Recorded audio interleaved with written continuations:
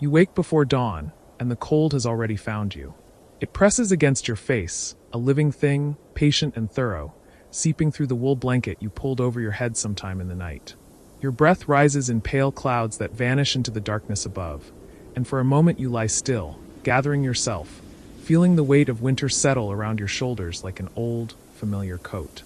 Outside, the wind moves through the village with a low voice, not howling, not yet, just murmuring against the timber walls, reminding you that it is there, that it has always been there, that it will remain long after you rise and begin your day. The wooden house around you creaks, a soft complaint, boards contracting in the cold, nails groaning in their ancient places. You have learned to read these sounds the way others read faces. And you know without looking that the fire in the main room has burned low, that the coals are dim beneath their blanket of ash, that the cold air has begun its slow reclamation of the spaces your family worked so hard to warm. This knowledge sits in your chest, neither urgent nor alarming, simply a fact that must be addressed. Another task in the endless negotiation with winter that has defined every season of your life and the lives of those who came before you. You push back the blanket and sit up, and the cold intensifies, finding the warmth trapped against your body, eager to claim it. Your hands move without thinking, reaching for the rough wool tunic you laid across the foot of the bed, pulling it over the linen shirt you slept in, then the heavier outer layer, felted and thick, that your mother made 2 winters ago.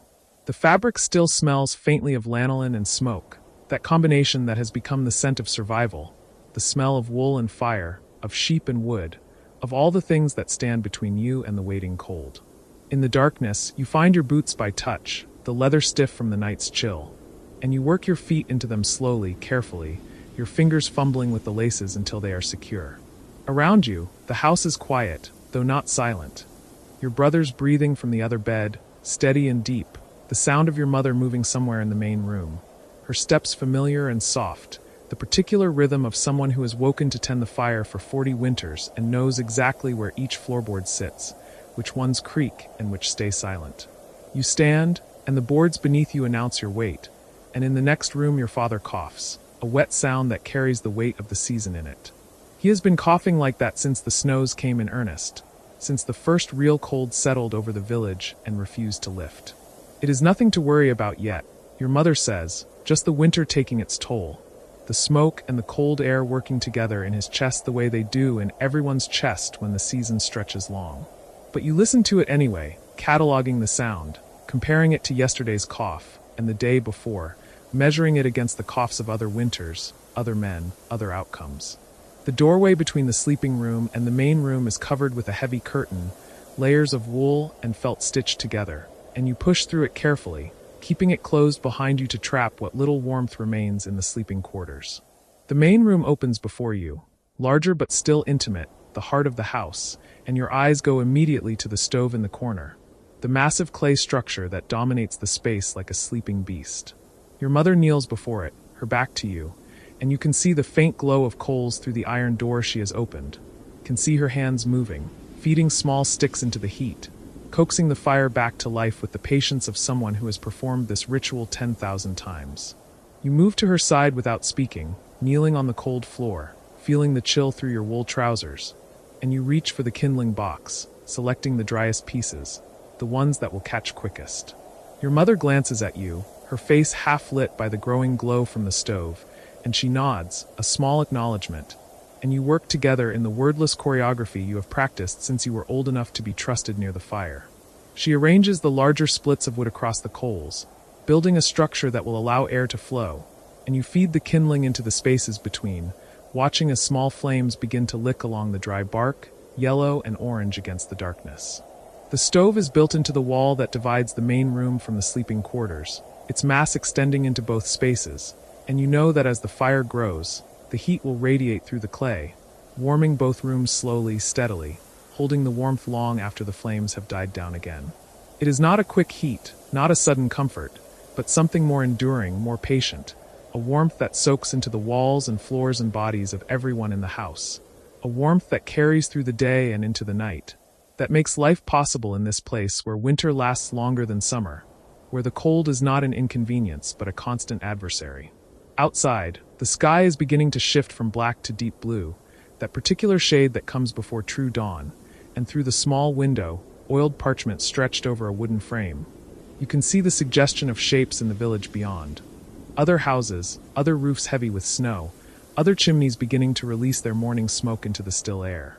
The smoke rises straight up, no wind yet, just the cold pressing down, and you know that means the temperature has dropped even further during the night, that the air outside is the kind of cold that burns exposed skin, that turns breath to ice in beards and on eyelashes, that kills the careless and the unprepared. Your father emerges from the other sleeping room, the one he shares with your mother, and he moves to the stove without greeting, holding his hands toward the growing heat, not speaking, just standing in that particular way that men stand when they are in pain but will not acknowledge it. His cough comes again, and he turns his head, spitting into the fire, and the flames hiss briefly where his spittle lands. Your mother rises, her knees cracking softly, and she moves to the water bucket in the corner, dipping a wooden cup, bringing it to him, and he drinks without comment, his throat working, his eyes distant.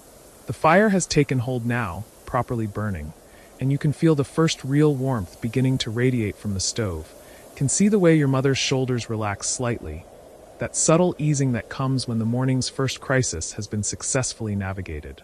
She moves to the shelves along the wall, taking down the wooden bowls, the horn spoons, setting them on the table that dominates the center of the room, and you understand without being told that your tasks are shifting now, that the fire is established and your attention is needed elsewhere. You take your coat from the peg by the door, the heavy sheepskin that your father wore before you were large enough to fill it, and you wrap it around yourself, feeling the weight of it settle on your shoulders, the fur collar rough against your neck. The door to the outside is not the main entrance, but a smaller door that leads to the enclosed porch, a buffer zone between the heated house and the killing cold beyond, and you step through it, closing the inner door behind you carefully, feeling the temperature drop immediately in the unheated space. The porch is dim, cluttered with tools and wood and the detritus of winter survival, and you navigate by memory more than sight, finding the wood pile stacked along the wall, selecting several large splits of birch, good dense wood that will burn long and steady. The bark is pale even in the darkness, and the wood is so cold that it burns your hands through your mittens, that deep aching cold that sinks into bones and joints. You gather as much as you can carry, stacking it in your arms, the pieces knocking together with that particular hollow sound of frozen wood.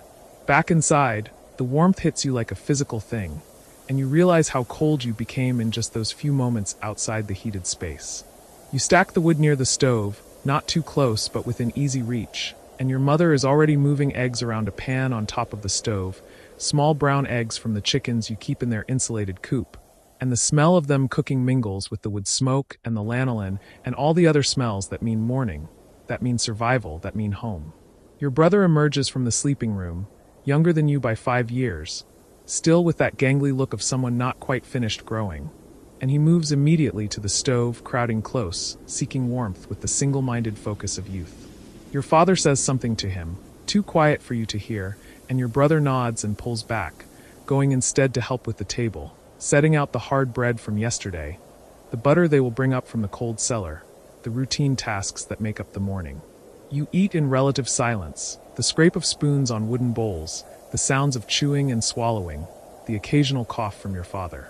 The light outside has strengthened, that flat gray light of winter morning, and through the window you can see other signs of life in the village.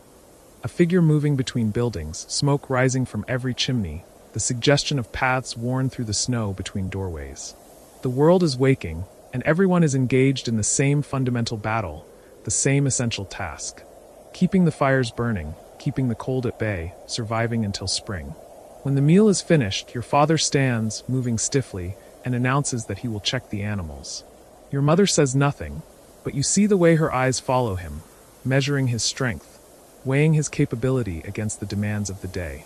You stand as well, understanding without discussion that you will accompany him, that your presence is needed not because he has asked but because your mother has silently requested it, because the cough means something, because winter is when the weak become weaker and the strong must carry more. The barn is separate from the house, just 15 paces away, but it might as well be miles in the deep cold, and you prepare for the journey as if for an expedition. Coats, hats, mittens, scarves wrapped around faces until only eyes show. Your father opens the outer door of the porch and the cold pours in, eager and hungry, and you step out into it together, your boots crunching in the snow, the sound absurdly loud in the still morning air. The cold is comprehensive, immediate, finding every gap in your clothing, every exposed inch of skin, and you walk quickly, not running but moving with purpose, your breath coming in short, controlled bursts that minimize the amount of frozen air you pull into your lungs. The barn door is heavy, swollen with moisture, and your father has to lean his weight against it to force it open. And then you are inside, pulling the door closed behind you, standing in the animal-warm darkness, breathing hard. The barn is not warm, not by any measure that would comfort a human, but it is warmer than outside, warmed by the bodies of the 3 cows, the sheep, the chickens in their roosting boxes, all the animals pressed together, their collective heat raising the temperature just enough to keep water from freezing, to keep the cold from being immediately lethal. They stir at your entrance, low sounds of greeting or complaint, and you move among them, checking water buckets, distributing hay, performing the rituals that keep them alive so they in turn can keep you alive. Your father works on the other side of the barn, and you can hear his breathing, labored and rough, and the cough when it comes again. He does not stop working, does not acknowledge the sound, and you do not comment on it, maintaining the fiction that everything is normal, that this is just another winter morning, that the cold and the work and the season are not slowly wearing him down. In the corner, built into the wall, there is a smaller stove, a simple iron box fed with wood, and your father moves to it now, opening the door, checking the coals inside. This fire has burned through the night, tended before bed and banked to last until morning, and he feeds it now with practiced efficiency, building it back up, ensuring that the barn will stay warm enough for the animals through the day. You watch him work, noting the tremor in his hands, the way he leans against the wall when he thinks you are not looking, and you file these observations away, adding them to the growing list of concerns that you carry but cannot speak aloud. The work in the barn takes perhaps half an hour, perhaps longer. Time moves strangely in winter, stretched and compressed by cold and routine. And when you return to the house, your mother has cleaned the breakfast dishes and is working at her loom in the corner, the rhythmic thump of the beater and the squeak of the treadles a soundtrack to the morning. Your brother sits near the stove, mending a tool handle, his hands moving with the careful precision of someone still learning, still proving himself capable. You remove your outer layers, hanging them back on their pegs, and move to your own tasks, the endless maintenance that fills winter days. Sharpening tools, mending harness, checking stores, calculating what remains against how much longer the season might last. These calculations are never exact, never certain, but they are essential, the mathematics of survival that everyone learns early and refines constantly. The day unfolds in its slow rhythm, punctuated by the regular feeding of the fire, the steady consumption of wood that seems both urgent and eternal. Every few hours, someone rises and opens the stove door and feeds more splits into the heat, and the fire accepts them and transforms them and radiates warmth back into the house. And this exchange, wood for heat, fuel for life, continues without pause, without comment, the foundational transaction upon which everything else depends. At midday, your mother makes soup, adding water to the pot that hangs from the crane inside the stove, dropping in vegetables from the cellar, dried mushrooms, a small piece of salted pork, and the smell fills the house, rich and savory, cutting through the wood smoke and wool smell. You eat from the same bowls you used at breakfast, wiped clean but not washed. Water is too precious to waste in winter, requiring too much fuel to melt from snow or carry from the well. And the hot soup warms you from inside, a different kind of heat than what the stove provides, but equally necessary. After the meal, your father sleeps, curled on the bench near the stove, a blanket over him, his breathing rough but steady. Your mother returns to her loom, and the sound of her weaving fills the quiet house, that repetitive, meditative rhythm that seems to calm something in the air itself. You sit near the stove with a piece of leather and an awl, making repairs to a boot, your hands moving automatically while your mind drifts, thinking about the wood supply, about how much is left, about when you will need to go to the forest again to cut more. The wood supply is always a concern, always a calculation balancing on the edge of anxiety. You spent the autumn cutting and hauling and splitting, building the woodpile as high and wide as you could, racing against the coming cold, trying to stack enough to last through the long months when the forest becomes difficult to reach, when the snow is deep and the cold makes outdoor work dangerous. But no matter how much you cut, it never seems quite enough, and as the winter stretches on, the pile shrinks at a rate that seems both too fast and exactly as expected, and you watch it diminish with a mixture of resignation and concern. Outside, the light begins its early fade, afternoon sliding toward evening in that premature way of winter days, and you rise and pull on your layers again, preparing to make the evening check of the animals, to feed the barn fire, to ensure that everything is secure before the night settles in fully. Your brother joins you this time, and together you make the quick journey through the cold, your movements efficient now, practiced, wasting no time in the killing air. In the barn, the animals are restless, sensing the approaching night, and you work quickly, distributing feed, breaking ice from water buckets, building up the fire in the barn stove until the flames are strong and the iron glows dull red. Your brother works beside you, mimicking your movements, learning the patterns that he will need to know when he is older, when he has his own family, his own animals, his own fires to tend. Back in the house, your mother has begun preparing the evening meal, and the kitchen area of the main room is full of quiet activity, the sounds of chopping and stirring, the smell of onions and turnips, the steady work that transforms raw ingredients into sustenance. You help where you can, peeling roots, stirring the pot, fetching things from the cellar, and the work creates its own warmth, the physical movement and the steam from the cooking and the proximity to the stove all combining to push back against the cold that presses constantly at the walls. Your father wakes and sits up, coughing into his hand, and in the lamplight you can see that he looks tired, more tired than the day's light work should have made him. Your mother sees it too.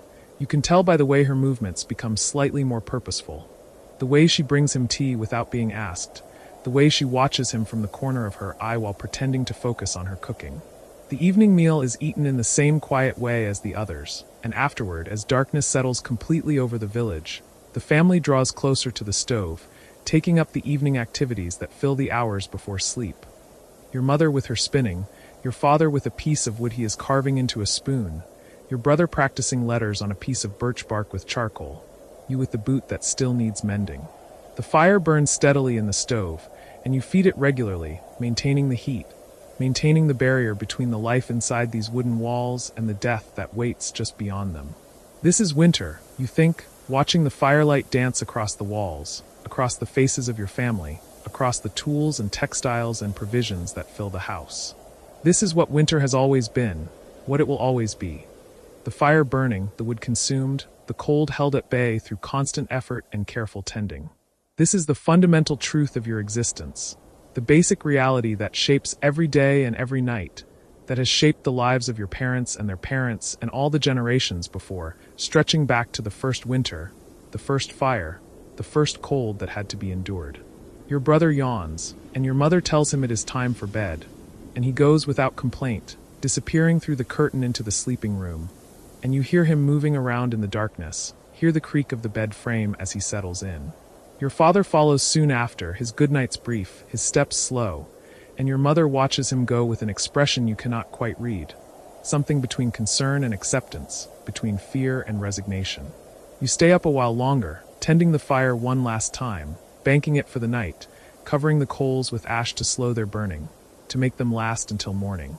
The technique is precise, learned over years. Too much ash and you smother the fire completely, too little and the wood burns too fast. And you work carefully, getting it exactly right, ensuring that in the morning there will be coals to revive, that the house will not grow too cold before dawn.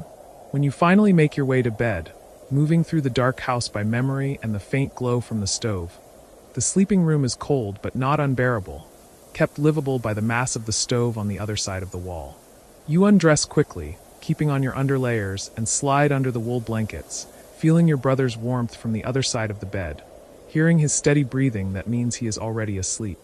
The house settles around you, the wood contracting in the night cold, the wind beginning to pick up outside, and you lie in the darkness thinking about tomorrow, about the next fire that will need to be built, about the endless cycle of wood and flame and warmth that will continue as long as winter continues, as long as the cold remains, as long as you remain alive to tend it. This is your inheritance, you think, as sleep begins to pull at you, this knowledge of fire and wood and survival, this understanding of how to keep life burning in the face of the cold that wants to extinguish it. Outside, the wind grows stronger, moving through the village with its low voice, and inside, the fire sleeps beneath its blanket of ash, holding its heat, waiting for morning, waiting for you to wake and breathe life back into it. To begin again the ancient negotiation between warmth and cold, between life and the winter that surrounds it. You wake before dawn because you have always woken before dawn in winter. The darkness outside the small window is complete, thick as wool, and the cold has crept through every crack in the wooden walls during the night. You can see your breath in the air above your sleeping platform, a pale cloud that dissipates slowly into the shadows. The straw-filled mattress beneath you is compressed during the night, and you feel the hard wooden planks through the linen ticking. But you are warm enough under the layers of sheepskin and woven blankets your grandmother made years ago, before her hands grew too stiff for the loom. The house around you is silent in the way only winter houses can be silent. The logs that form the walls, each one carefully chosen, stripped, notched, and fitted, have contracted slightly in the cold, and occasionally one groans softly as the temperature shifts. You know every sound this house makes. You know which floorboard creaks near the door, which wall beam whistles when the north wind finds a particular angle, which rafter sighs when snow accumulates on the roof above it.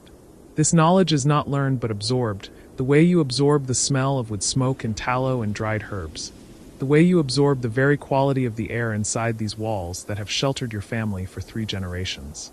You lie still for another moment, postponing the inevitable separation from the warmth you have cultivated through the night. Beneath your sleeping platform, the heat from yesterday's fire has long since faded from the stones placed there in the evening. The household rhythm of warmth and cold, of building heat and watching it dissipate, of capturing it and trying to hold it through the dark hours, is as fundamental to your existence as breathing. You do not question it. You simply move through it, day after day, winter after winter, in the dance that keeps you alive when the world outside wants nothing more than to freeze you solid. Finally, you swing your legs over the edge of the platform and your feet find the floor. The wooden planks are shockingly cold, even through the thick wool socks you sleep in, and you move quickly to where your felt boots wait beside the cold stove that dominates the center of the house. The stove is a massive construction of clay and stone, built by your grandfather and his brother over the course of one entire autumn before you were born. It rises from a foundation of river stones nearly to the ceiling, its bulk taking up almost a quarter of the single room that serves as kitchen, workroom, and gathering place for everyone who lives here. The sleeping platforms are built into the walls around it, positioned to catch and hold the heat that radiates from its mass. Your hands find the boots in the darkness, you need no light for this, and you pull them on over your socks. Then you reach for the coat hanging on the peg beside your platform, a heavy thing made of sheepskin with the wool turned inward, and you wrap yourself in it. Only then do you move to the window and push open the wooden shutter a crack to gauge the world outside. The cold that pours through the opening is immediate and absolute. It carries with it the scent of snow and pine and wood smoke from distant chimneys. In the faint pre-dawn light, that deep blue darkness that is not quite night but not yet morning, you can see the shapes of the other houses in your village, perhaps 20 structures scattered across the clearing that was carved from the forest by your ancestors. Smoke rises from a few chimneys already. Other people are waking, beginning their own negotiations with cold and fire and survival. You close the shutter and turn to the task that has defined every winter morning of your life. The stove must be fed. The fire must be rebuilt. The warmth must be coaxed back into existence from the embers you banked carefully the night before, buried in ash to preserve them through the dark hours. You move to the stove and open the small iron door at its base. Inside, the fire chamber is dark, but when you take the ash poker from its hook on the wall and carefully disturb the gray powder that fills the chamber, you see it, the faint red glow of embers still alive beneath the ash.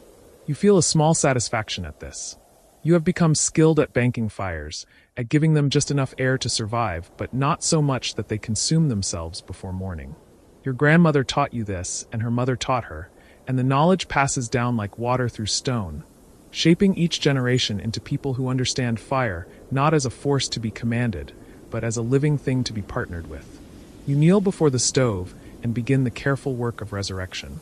First, you use a wooden paddle to pull the ash away from the embers, exposing them to air. They brighten immediately, their red glow intensifying. Then you reach for the basket of tinder that sits always beside the stove. Dry moss, birch bark peeled thin as paper, splinters of pine rich with resin. You place these materials on the embers with the care of someone arranging flowers, creating a small nest that will catch fire and hold it long enough for larger fuel to ignite. The tinder catches quickly. Small flames begin to flicker and grow, their light dancing across the interior of the fire chamber and casting moving shadows across your hands. You add larger pieces now, twigs and small branches that you and your brothers gathered from the forest floor during autumn and stored in the covered woodshed attached to the back of the house. Each piece must be placed thoughtfully, creating spaces for air to flow while building a structure that will support the larger logs to come. This is meditation. This is prayer. This is the fundamental act that allows life to continue in a place where winter temperatures fall so low that spit freezes before it hits the ground, where the forest cracks like cannon fire when sap freezes and expands in the trunks of living trees. You are building warmth from almost nothing, calling it into being through knowledge and attention and the proper arrangement of materials. As the fire strengthens, you add larger pieces of wood, split logs of birch and pine, each one cut to a specific length that fits the fire chamber perfectly. The fire chamber itself is cunningly designed, shaped to create a draft that pulls air through the burning wood in a way that extracts the maximum heat while producing the minimum smoke. The smoke that is produced travels through a series of internal channels within the stove's mass, warming the clay and stone as it passes, before finally exiting through the brick chimney that rises through the roof.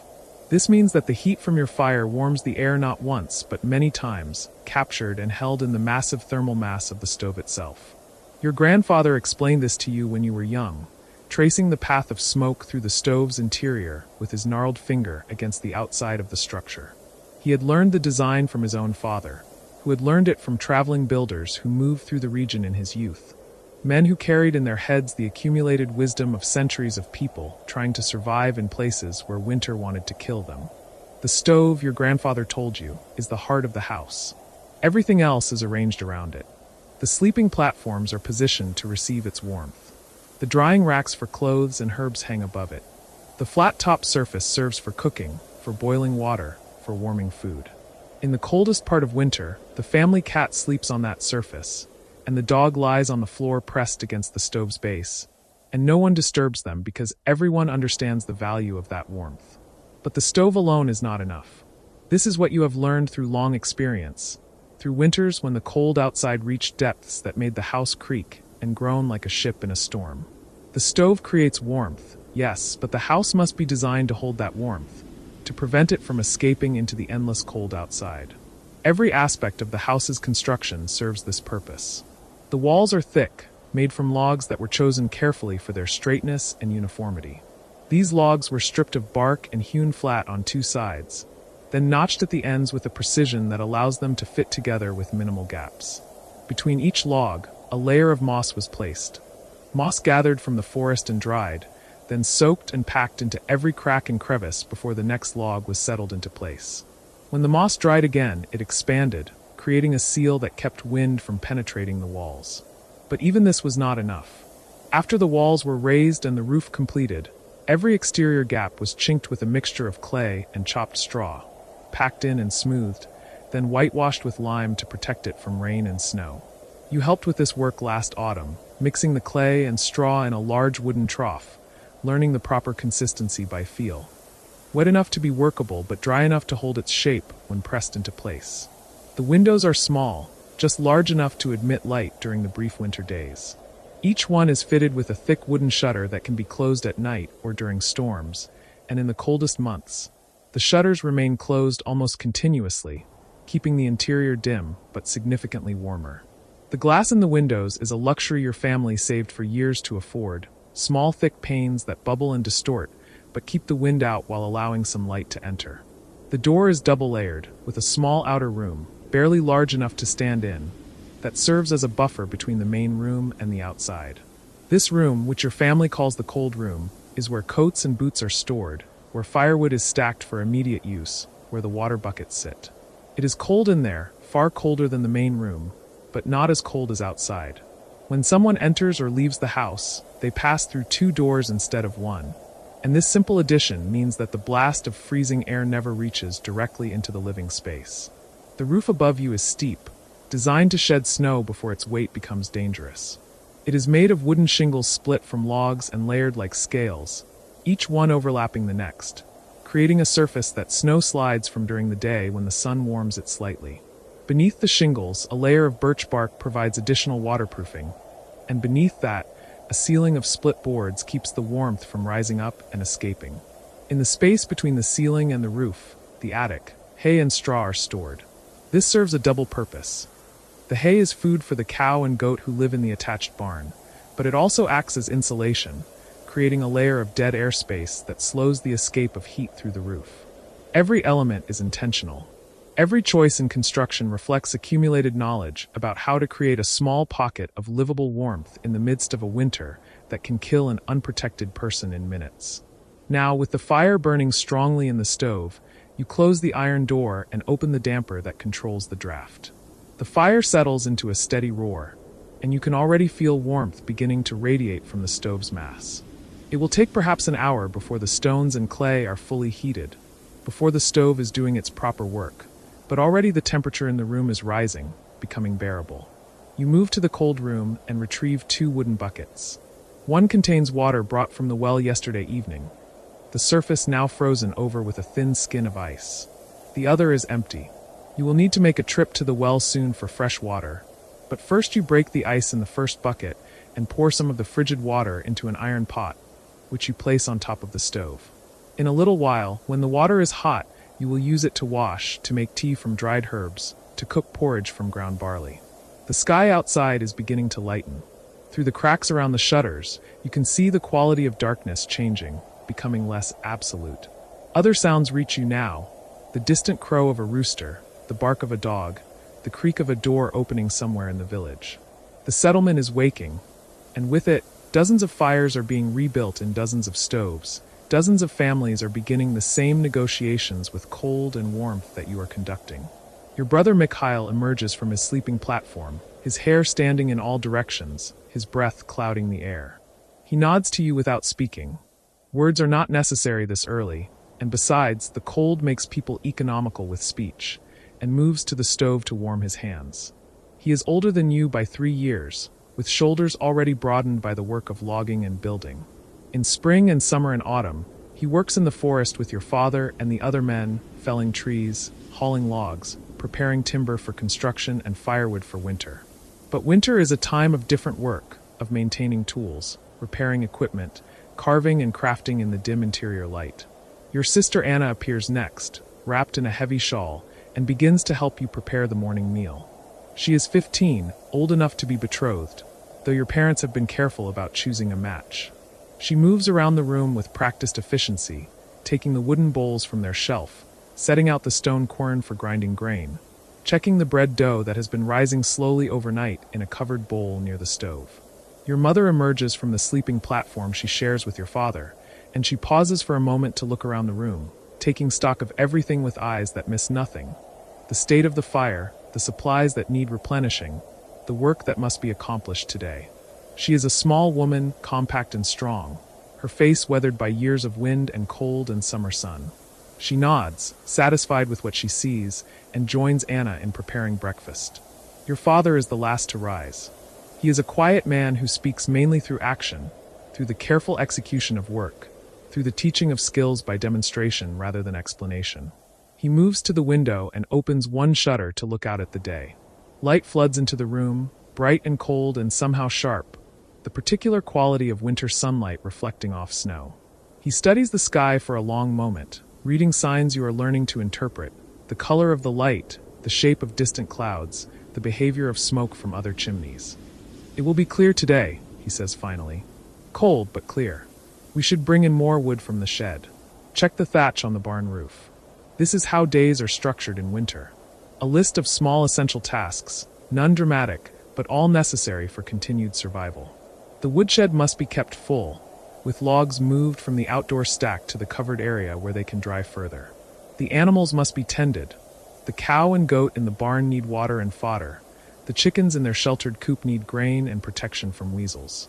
Food must be prepared from stored supplies. Clothes must be washed and dried and mended. Tools must be maintained.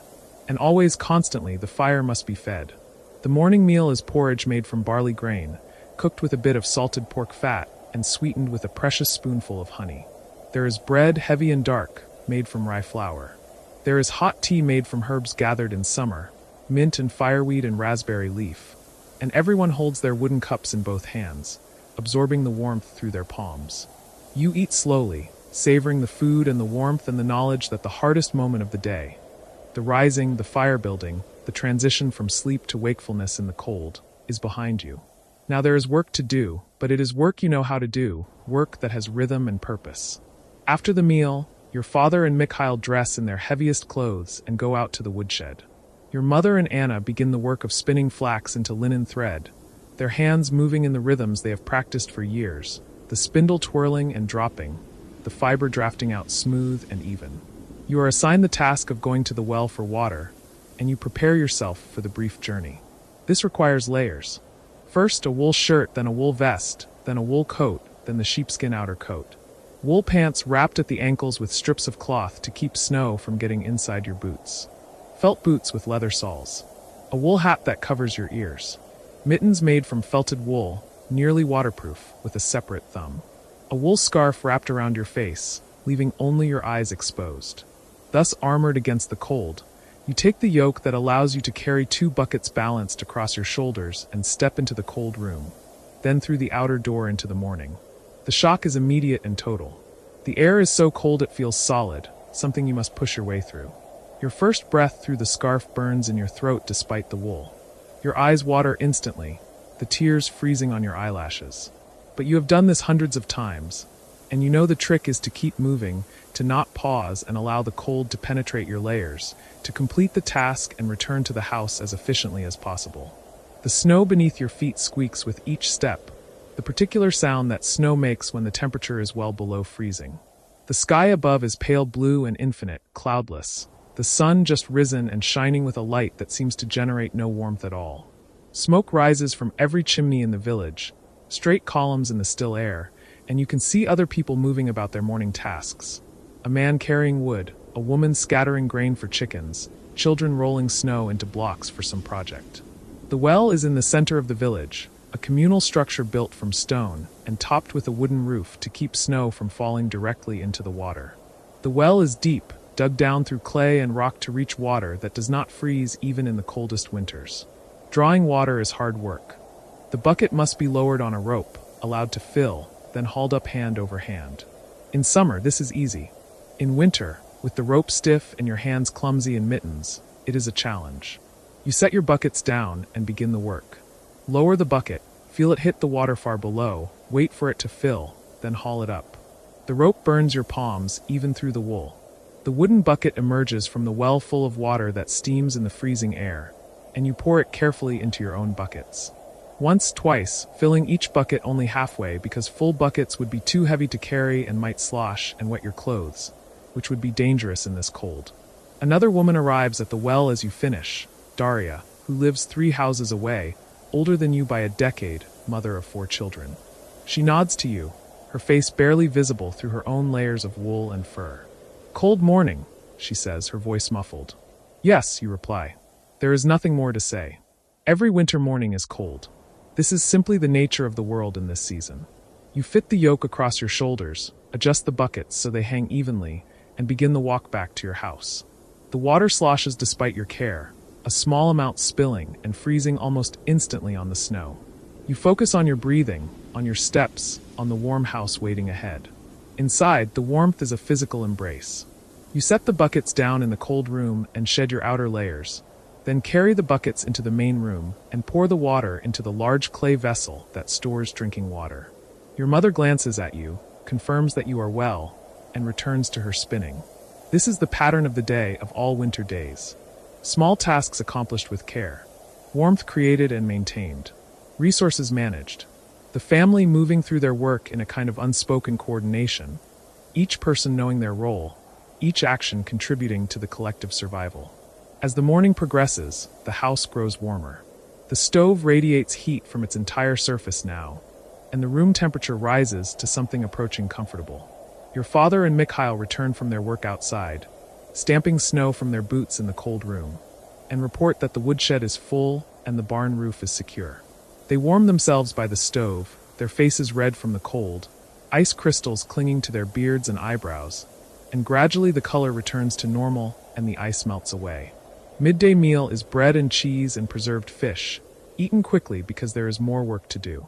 Your father and Mikhail will go to the forest to check the snares they have set for rabbits and to look for fallen wood that can be dragged back to the village. Your mother and Anna will continue their textile work, and you will help them, learning the skills that you will need to teach to your own children someday. The afternoon passes in this way, in the warm, dim interior of the house, with the stove ticking as it expands and contracts with the heat, the spindle whirring, the occasional pop from the fire when a pocket of resin ignites. Outside, the short winter day passes quickly toward evening. The sun tracks low across the southern sky, never rising very high, its light slanting through the small windows and moving slowly across the floor as the hours progress. There is a peace in this, a kind of meditation. The work is repetitive but not mindless. Your hands learn the feel of the flax, the amount of twist needed, the tension required. Your mother and sister work beside you, and occasionally one of you will speak. A comment about the quality of the fiber, a memory of summer when the flax was harvested, a question about when the spring planting will begin.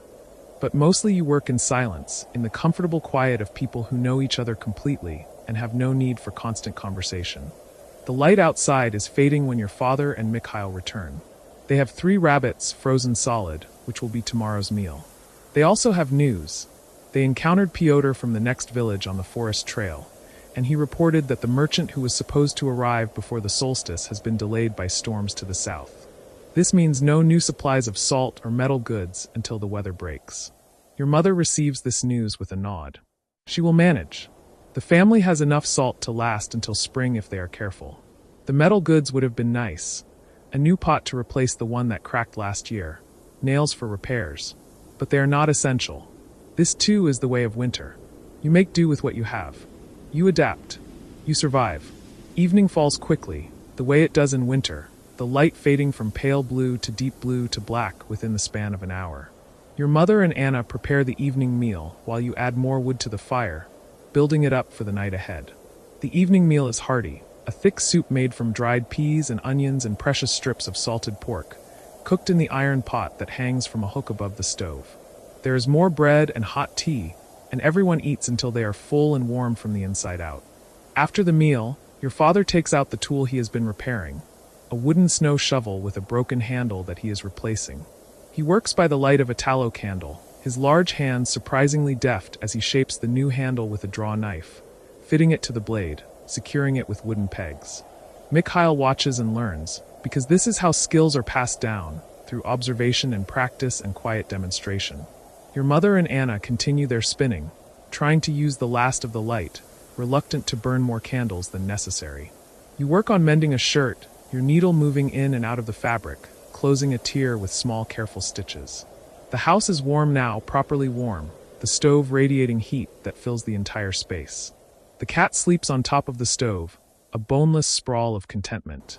The dog lies near your father's feet, occasionally twitching in dreams. Outside, the temperature continues to drop. You can hear it in the sound of the house, the way the logs contract and creak, the way the wind picks up slightly, finding gaps and whistling through them before being stopped by the layers of chinking and moss.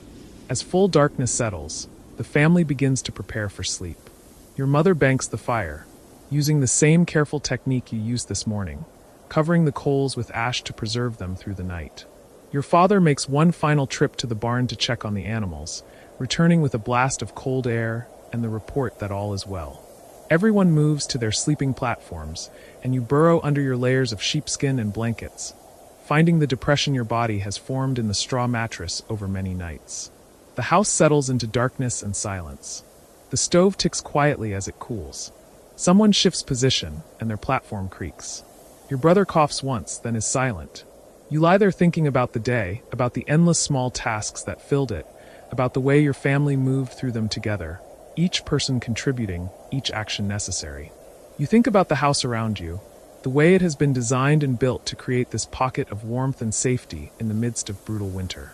You think about the village, about all the families in all the houses, each one conducting their own negotiations with cold and warmth, each one surviving through knowledge and work and careful attention. Tomorrow will be the same, and the day after, and the day after that. This is winter. This is life. The will turns, the seasons change, but for now, in this moment, you are warm and fed and safe, and that is enough. You wake in the deepest part of the night, when the darkness feels complete and the cold presses against the shutters like something alive, and you lie still for a moment, listening. The fire has settled into its quiet language of ember glow and occasional whisper. That soft collapse of wood into ash that speaks of time passing, of fuel consumed, of the careful balance you maintain between warmth and scarcity. The sleeping platform holds the heat beneath you, the clay and stones slowly releasing what they absorbed through the evening, and you can feel how the temperature has dropped in the upper reaches of the room, how the cold has claimed the space near the ceiling while the warmth pools here, close to the floor, close to the hearth, close to survival. Your father is already awake. You sense this before you see him, before you hear the soft shuffle of his movement near the stove. He moves with the quietness of long practice, a man who has performed this nocturnal ritual for decades, who knows the geography of darkness, who can navigate the space between sleep and wakefulness without disturbing the fragile peace of those still dreaming. You watch through half-closed eyes as he opens the stove door, the sudden bloom of orange light painting his face in shades of copper and shadow, and you see the careful assessment he makes, reading the coals the way other men read text, understanding their language of heat and depletion. He adds wood with precision. Not too much, for that would create a surge of heat that would wake the household, would consume fuel too quickly, would disrupt the measured progress of the night. Not too little, for that would risk the fire falling below the threshold of recovery, would court the danger of true cold seeping into the house, would mean the labor of rebuilding flame from kindling in the brutal hour before dawn. He places 2 logs, medium-sized, across the coal bed at angles that allow air to move beneath them, and you watch as the fire begins its slow consideration of this new fuel, the way it licks tentatively at the bark before committing to consumption. This is knowledge you are inheriting, not through words but through observation, through the countless nights when you have woken to find him here, tending the fire that keeps the family alive.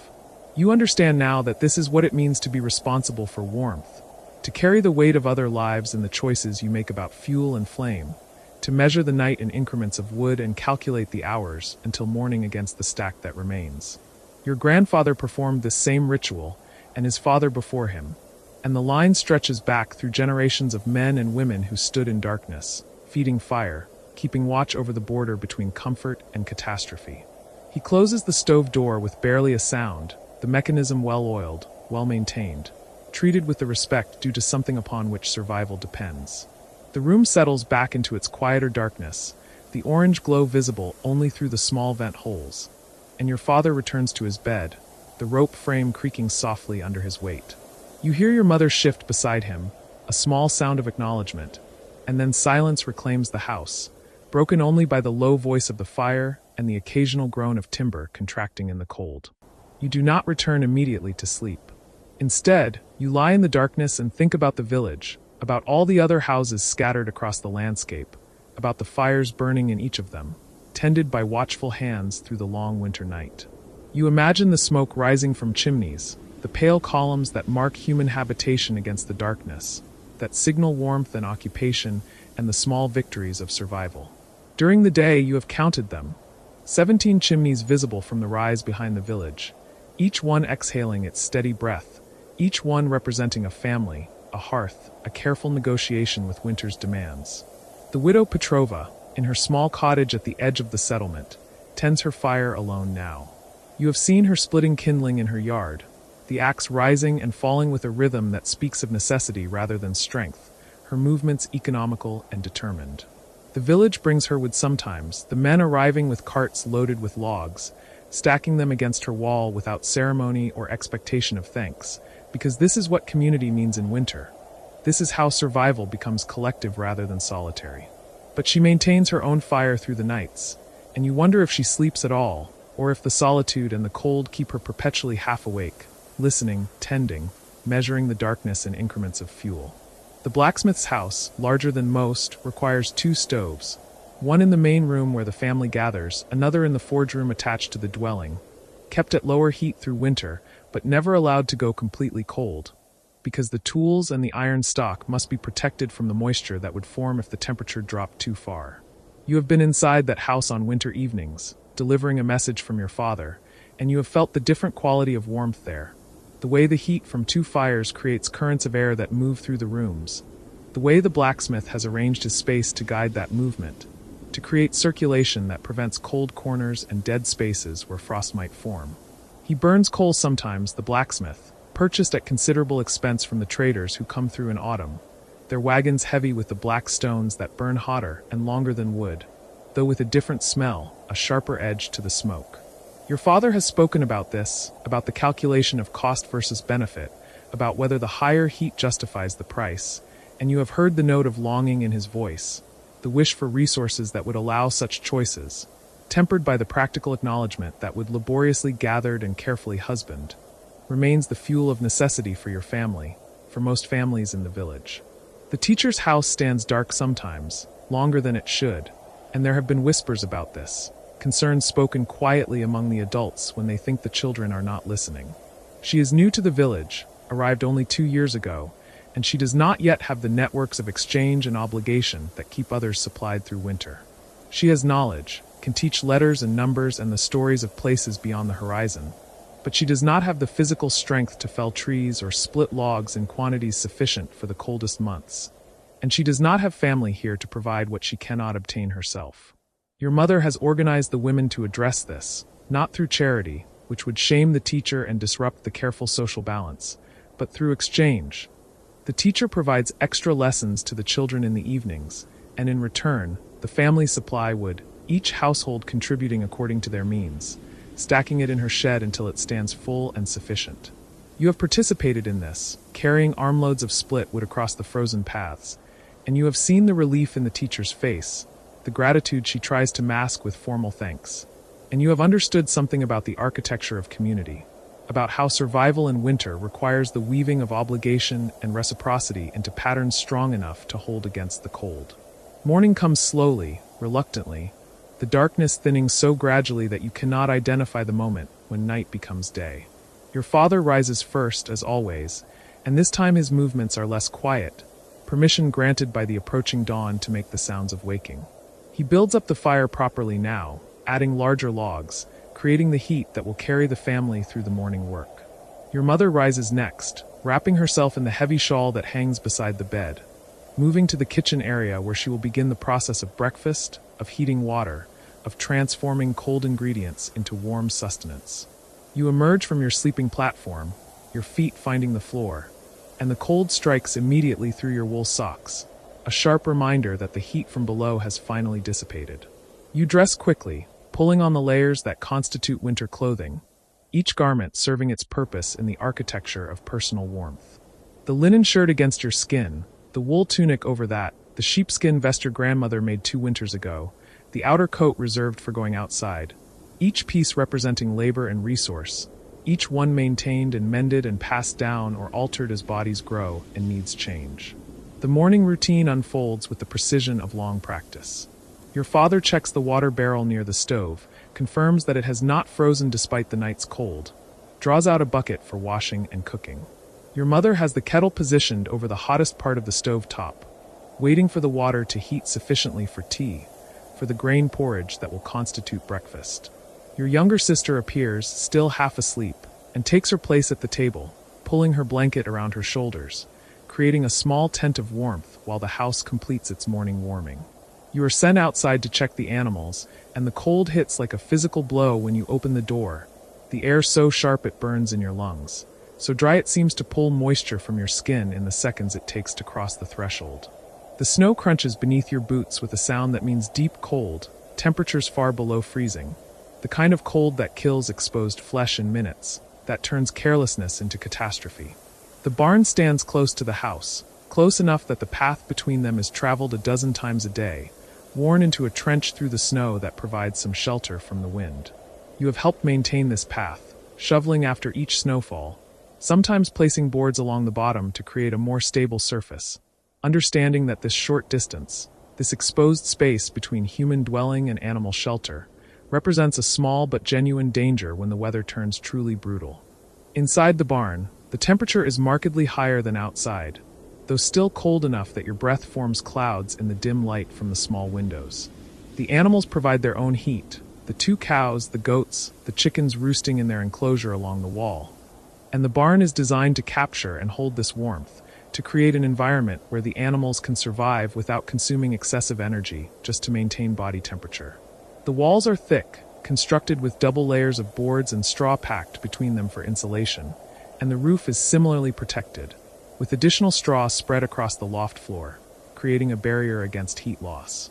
You check each animal, a ritual of observation and assessment. The cows are calm, chewing methodically on the hay you provided yesterday evening, their large bodies generating steady heat.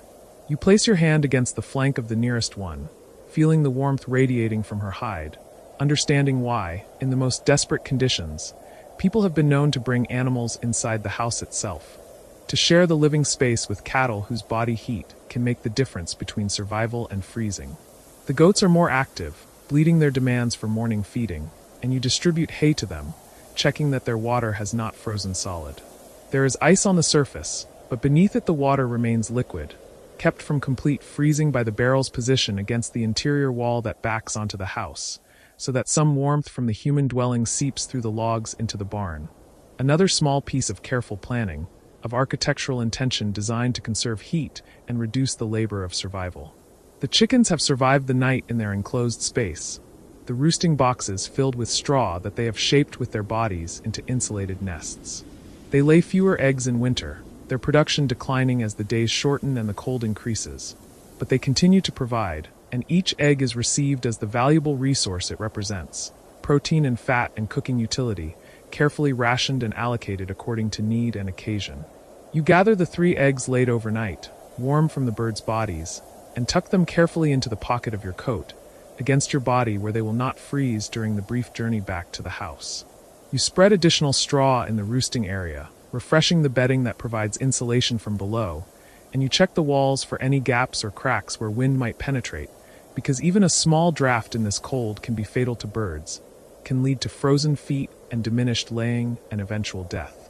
The work in the barn takes perhaps 20 minutes, but by the time you return to the house, your fingers are numb inside your mittens, your face stiff with cold, and the warmth of the interior feels overwhelming, almost painful as blood returns to constricted vessels. You present the eggs to your mother, who receives them with a nod of satisfaction, and you take your place at the table where a bowl of steaming porridge waits, oats cooked with water and a small amount of precious milk, sweetened with a spoonful of honey from the summer stores. The food is warmth made tangible, heat you can swallow, energy to fuel your body's own furnace through the morning's work. You eat slowly, savoring not just the taste but the temperature, the way the hot porridge travels down your throat and seems to spread warmth from within, complementing the external heat of the fire. Your family eats in relative silence, the quiet intimacy of shared routine, broken only by small requests. Pass the bread, more tea, is there butter? The mundane exchanges that constitute the fabric of daily life. After breakfast, your father announces that today you will go to the forest to bring back wood. This is expected. The woodpile is diminishing at the rate all of you have calculated, and a calm day, bitterly cold but clear and still, represents opportunity that cannot be wasted. Storms can arrive with little warning, can make the forest paths impassable for days, and so any day suitable for work must be used, regardless of temperature, regardless of the body's preference for staying close to the fire.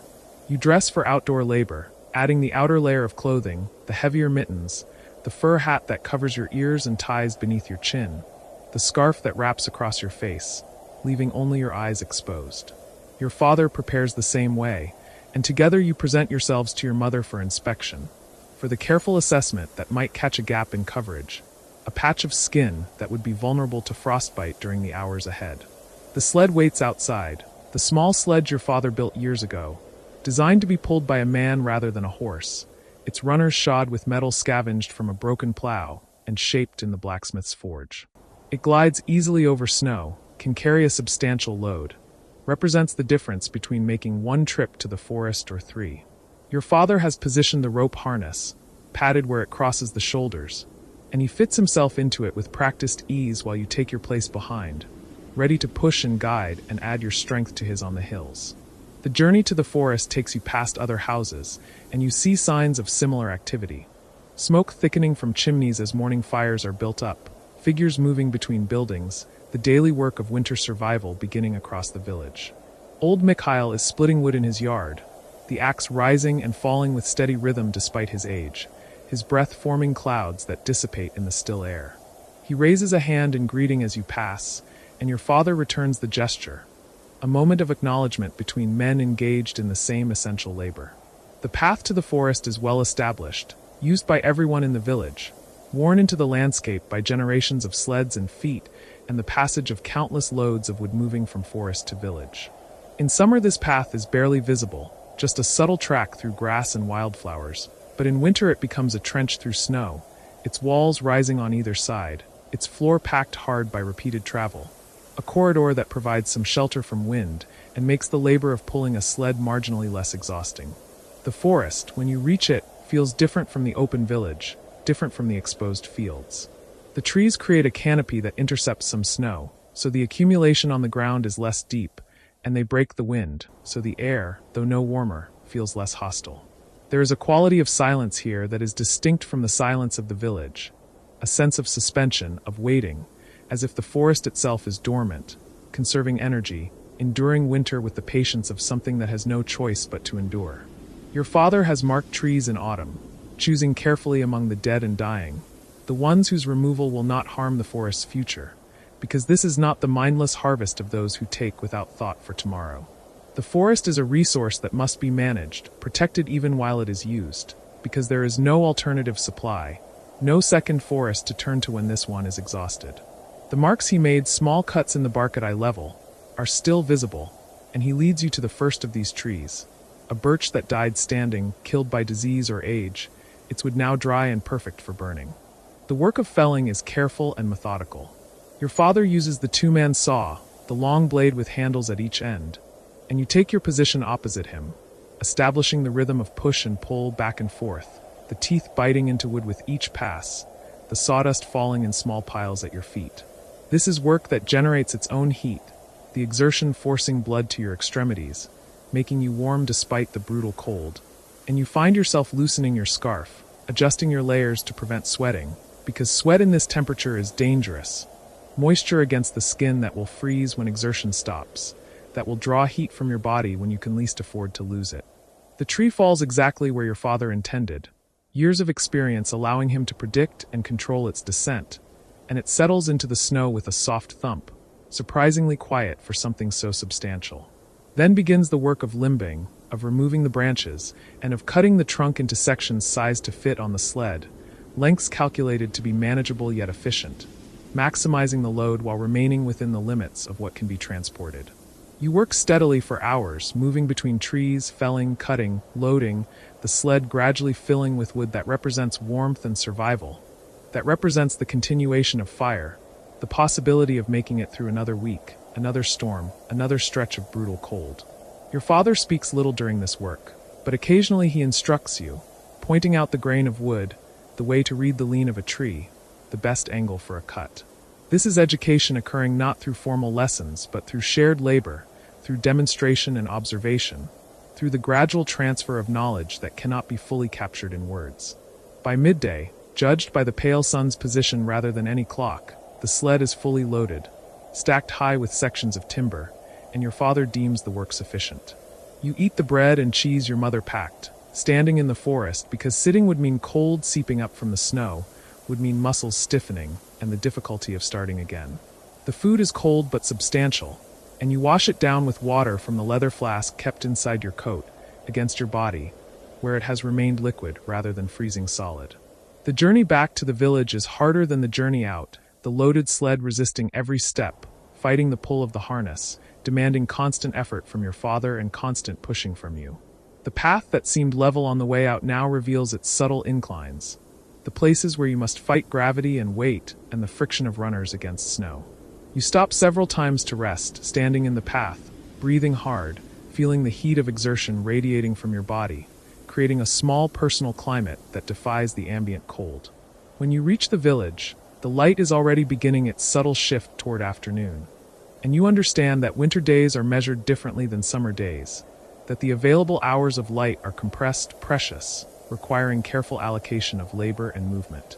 The woodshed stands behind your house, its walls already partially filled with the results of previous expeditions, and you begin the work of unloading, of stacking the new wood carefully, arranging it so air can circulate, so it will continue to dry even in winter's cold, so each piece is accessible when needed.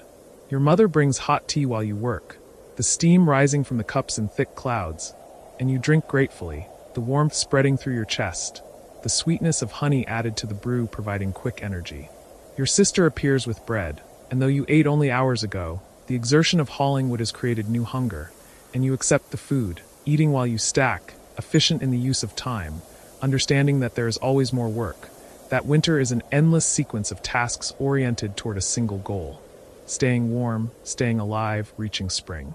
By the time the unloading is complete, you are exhausted in a way that feels both physical and deeper, a tiredness that reaches into bone and muscle and the core of your being.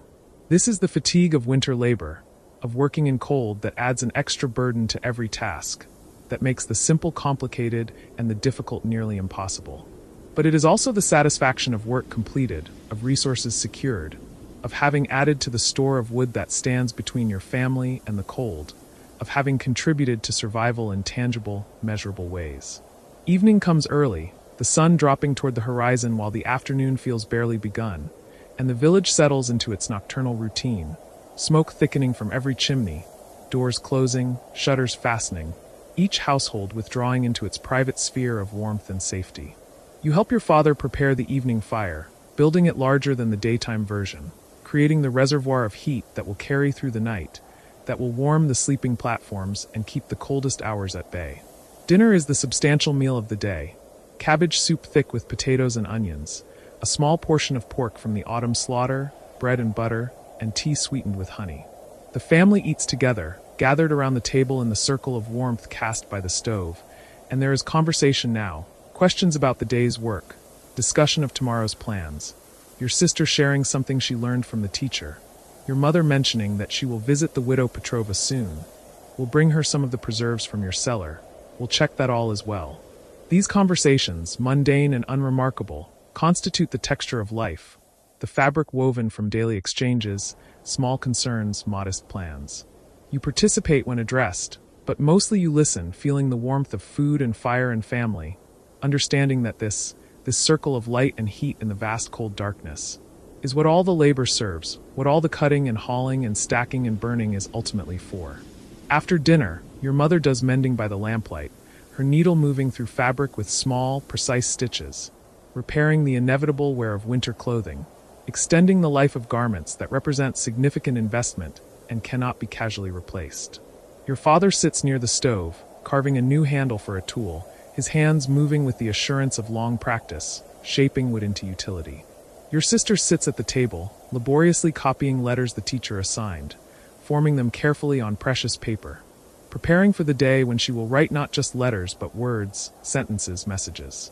You take your own place near the lamp, and you read from one of the few books in the house, a volume of stories collected from across the region, tales of cunning animals and foolish nobles and clever peasants who outwit those who underestimate them.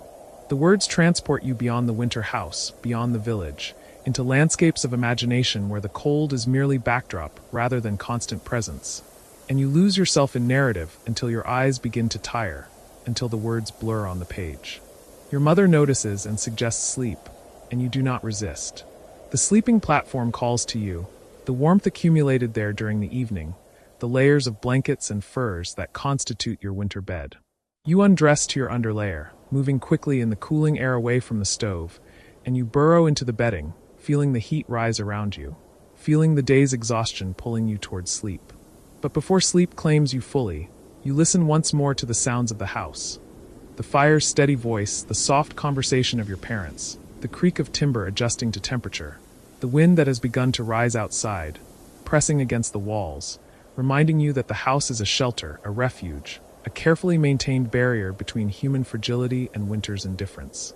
You think about the forest, about the trees that gave their wood today, about the fire that will consume that wood in the days ahead, about the cycle of growth and harvest and burning that sustains life here. You think about the village, about the fires burning in every house, about the collective effort of survival, about the knowledge accumulated over generations and passed down through observation and instruction and shared labor. And you think about spring, still months away, still impossibly distant, but real nonetheless, certain in the way that seasons are certain, inevitable as the wheel of the year turning through its endless cycle. You think about the day when the fires will be allowed to die down, when the stoves will go cold, when windows will open to air that does not burn the lungs, when warmth will come from the sun rather than from wood carefully burned in iron vessels. But that day is not this day, and this night is a winter night, and so you pull the blankets closer, and you let the warmth of the sleeping platform hold you, and you drift into sleep with the knowledge that tomorrow will bring the same work, the same careful management of fire and fuel, the same delicate balance between warmth and scarcity, the same endless negotiation with winter's demands. Outside, the temperature continues to fall as the night deepens, dropping to levels that would kill an exposed human in minutes, that freeze water solid and make metal burn to the touch and turn the world into a landscape of survival rather than comfort. But inside, the fire burns on, tended by your father who will wake in the deep night hours, who will add wood with the precision of long practice, who will maintain the warmth that keeps the family safe.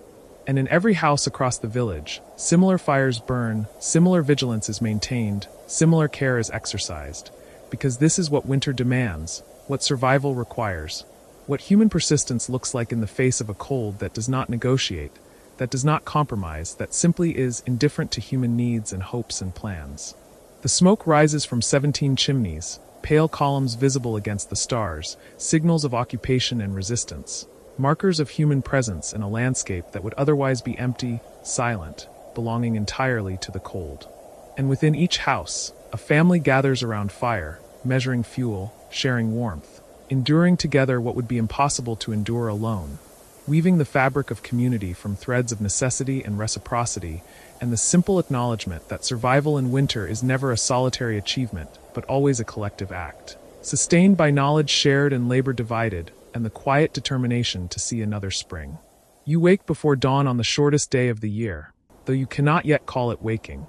It is more an emergence from one darkness into another, a slow surfacing through layers of cold that have accumulated in the night like sediment at the bottom of a frozen lake.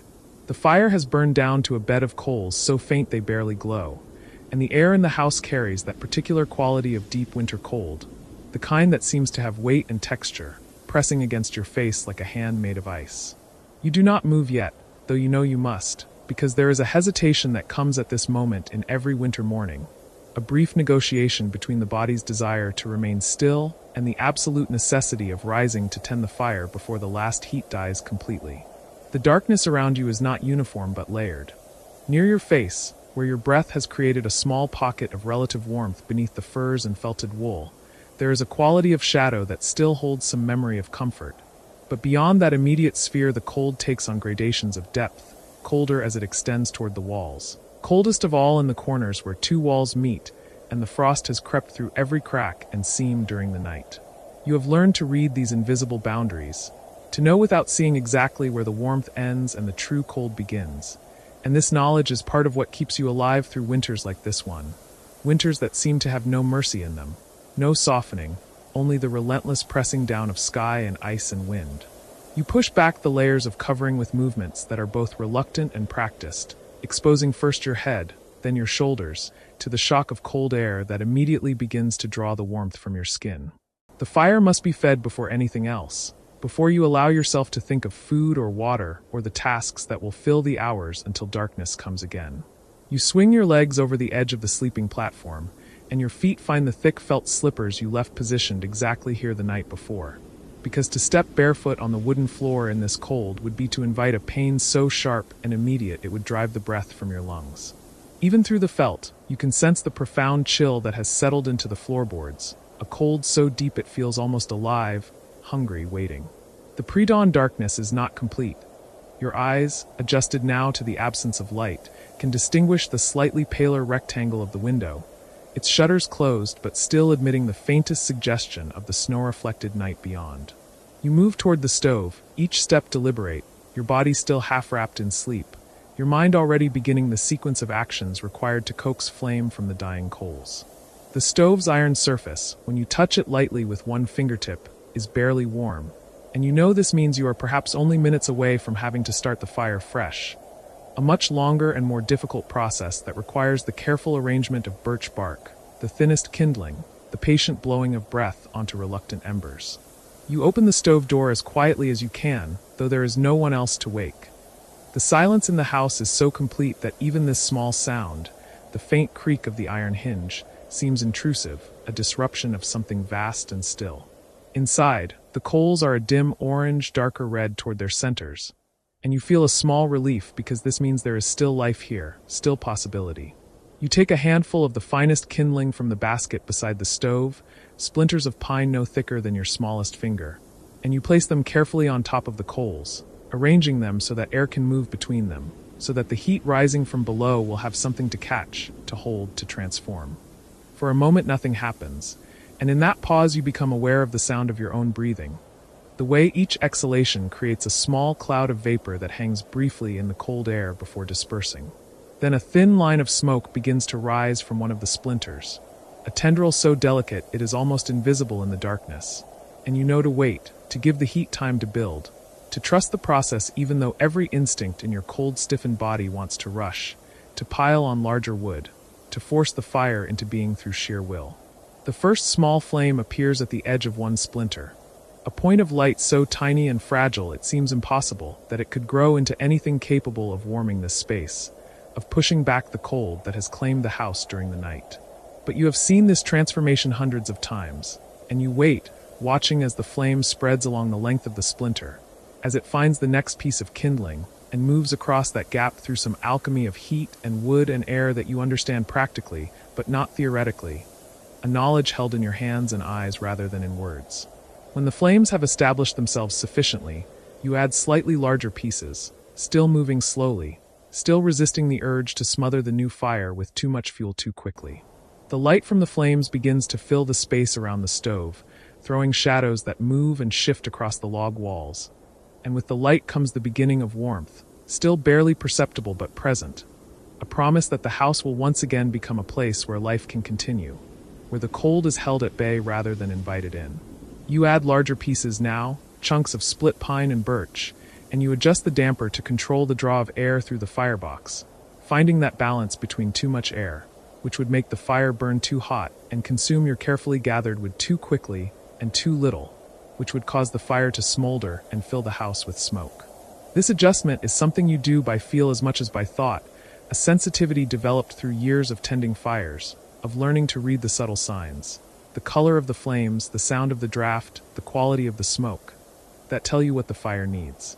As the fire grows and the stove begins to radiate heat into the room, you allow yourself to attend to the other necessities of morning. You light a tallow candle from the flames, and in its steadier light you move through the familiar sequence of tasks that structure the beginning of each day.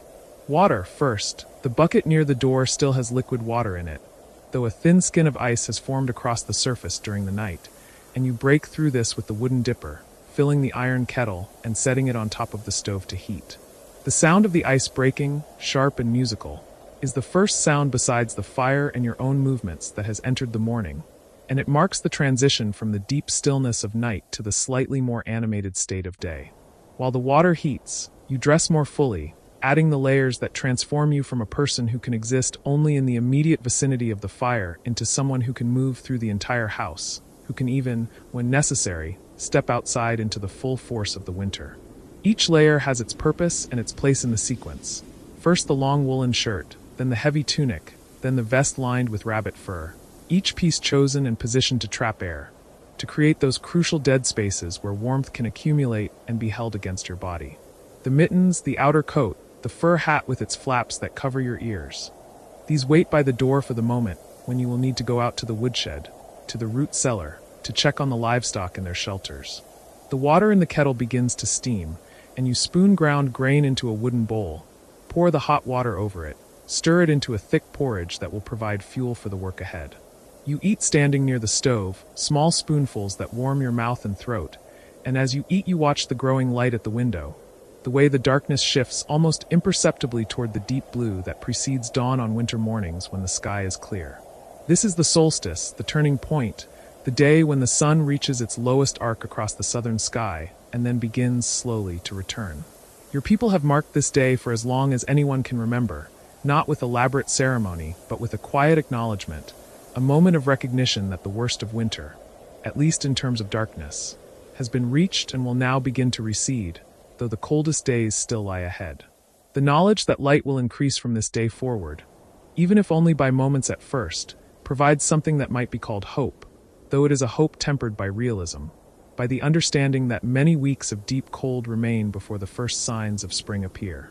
When you have eaten, when the house has warmed enough that you can see your breath only faintly rather than in thick clouds, you prepare for the first venture outside. The livestock require attention regardless of the day, regardless of the cold, and this responsibility structures your winter days, provides rhythm and purpose beyond mere survival. You wrap your scarf across your face, leaving only your eyes exposed, and you pull on the heavy mittens lined with wool and backed with rabbit fur, and you open the door. The cold that meets you is absolute, a shock even though you expected it, even though you have experienced it every morning for weeks now. The temperature has dropped during the night to a depth that seems to exist beyond normal cold, beyond anything that could be called merely uncomfortable. This is the kind of cold that kills quickly if you are unprepared, that turns flesh gray and numb within minutes, that can freeze the moisture in your lungs if you breathe too deeply. You have learned to breathe shallowly through the scarf, to move with deliberate purpose, to accomplish what must be done and return to shelter before the cold can penetrate your layers and reach your core. The snow under your boots squeaks with each step, a sound particular to temperatures far below freezing, when the snow crystals are so cold and hard they compress rather than yield beneath weight. The path to the livestock shelter is one you have kept clear through repeated shoveling, and your feet find the familiar route even though the pre-dawn light is still too dim to show details. Overhead, the stars are beginning to fade, but they are still visible, sharp and bright, and impossibly distant in the clear, cold air, and you allow yourself a moment to look up at them before you reach the shelter door. Inside the shelter, the air is markedly warmer than outside. Not warm by any measure, but tempered by the heat of the animals' bodies, by the insulation of deep straw bedding, by the careful construction that minimizes drafts while still allowing enough air circulation to prevent dangerous accumulations of moisture. The cow and the 2 goats turn their heads as you enter, their breath steaming in the dim interior, and you speak to them softly, words of greeting and reassurance, your voice still rough from sleep and cold. They have survived the night, as they have survived all the nights before this one, and you feel a familiar gratitude for their resilience, for the way they have adapted to the long confinement, to the monotony of hay and turnips, to the cold that affects them too, despite their thick winter coats. You break the ice in their water bucket first. It has frozen to a thickness of perhaps 2 inches, and you have to strike it several times with the iron bar before it cracks and you can lift out the pieces. And then you refill it with water carried from the house in a wooden bucket, water that is cold but still liquid, that will remain unfrozen for a few hours if the animals drink it soon. You give them hay from the stack in the corner, and you check their bodies with your hands, running your palms along their sides, feeling for signs of injury or illness, for the subtle changes in condition that can indicate problems before they become critical. The chickens, in their smaller enclosure within the shelter, have huddled together through the night on their roost, a single mass of feathers and shared warmth, and they cluck softly as you scatter grain for them, as you check their nesting boxes and find 3 eggs, their shells so cold they seem to burn your fingers when you pick them up and place them carefully in your pocket. 3 eggs on the solstice feels like a small gift, an affirmation that life continues even in the deepest part of winter, even when it seems that everything is held in suspension, waiting for some distant thaw. The work in the shelter takes perhaps half an hour, and by the time you finish, the sky has lightened to that particular shade of blue-gray that characterizes winter dawn, and you can see more clearly the landscape around you. The house with its steep roof heavy with snow, the woodshed with its stacked walls visible through the open side, the root cellar entrance marked by a mound of earth and snow, the bare trees of the forest beyond, their black branches stark against the pale sky. Smoke rises from your chimney in a nearly vertical column, barely disturbed by any wind, and seeing it from outside gives you a sense of the house as a living thing, a breathing presence in the frozen landscape. Before returning inside, you go to the woodshed and load your arms with split logs, as many as you can safely carry, because part of surviving winter is minimizing the number of trips between shelter and resources, conserving your energy and your warmth for tasks that cannot be avoided. The wood in your arms is so cold it seems to adhere to the wool of your mittens, and you move carefully across the icy path, each step calculated, because a fall here, loaded with wood, could mean injury, could mean a crisis when margins are already thin. Inside the house again, door closed firmly behind you.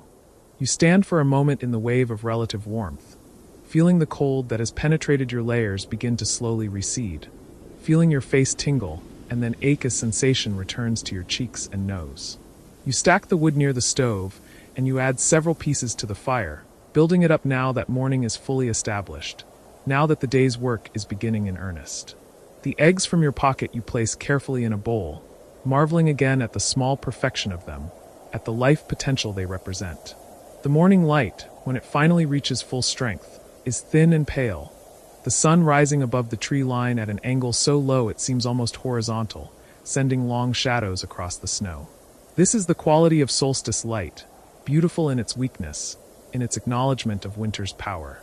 You stand at the window for a time, watching the way the light touches the frost patterns on the glass, the delicate ferns and spirals that have formed on the inner surface despite all your efforts to keep the house warm, patterns that demonstrate the cold's persistence, its ability to find and exploit every tiny breach in your defenses.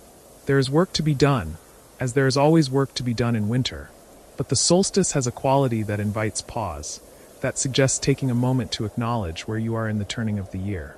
You think of your neighbors scattered across the forest, each in their own dwelling, each tending their own fires, and you wonder if they too are standing at windows, looking at the pale sun, thinking about darkness and light, about the slow wheel of seasons that governs all life in this place. You have prepared something for today, a small marking of the significance of the solstice. Nothing elaborate, but a recognition nonetheless. From the high shelf where you keep things that are not for everyday use, you take down a small clay lamp, older than you know, passed down through your family for more generations than anyone can remember. It is simple in form, barely more than a shallow dish with a pinched spout for the wick, but handling it connects you to all the hands that have held it before, all the winters it has witnessed, all the solstice days it has illuminated. You fill it with precious tallow, rendered from the fat you saved carefully through the autumn slaughter, and you twist a wick from plant fibers soaked in the same fat, and you light it from the stove fire and set it on the table near the window. The flame it produces is small but steady, and in the morning light it seems almost invisible, but you know that as the short day progresses and evening comes early, as it will, this little lamp will become more visible, a point of light that is separate from the practical fire in the stove, a light that exists not for warmth or cooking but for acknowledgement, for witness.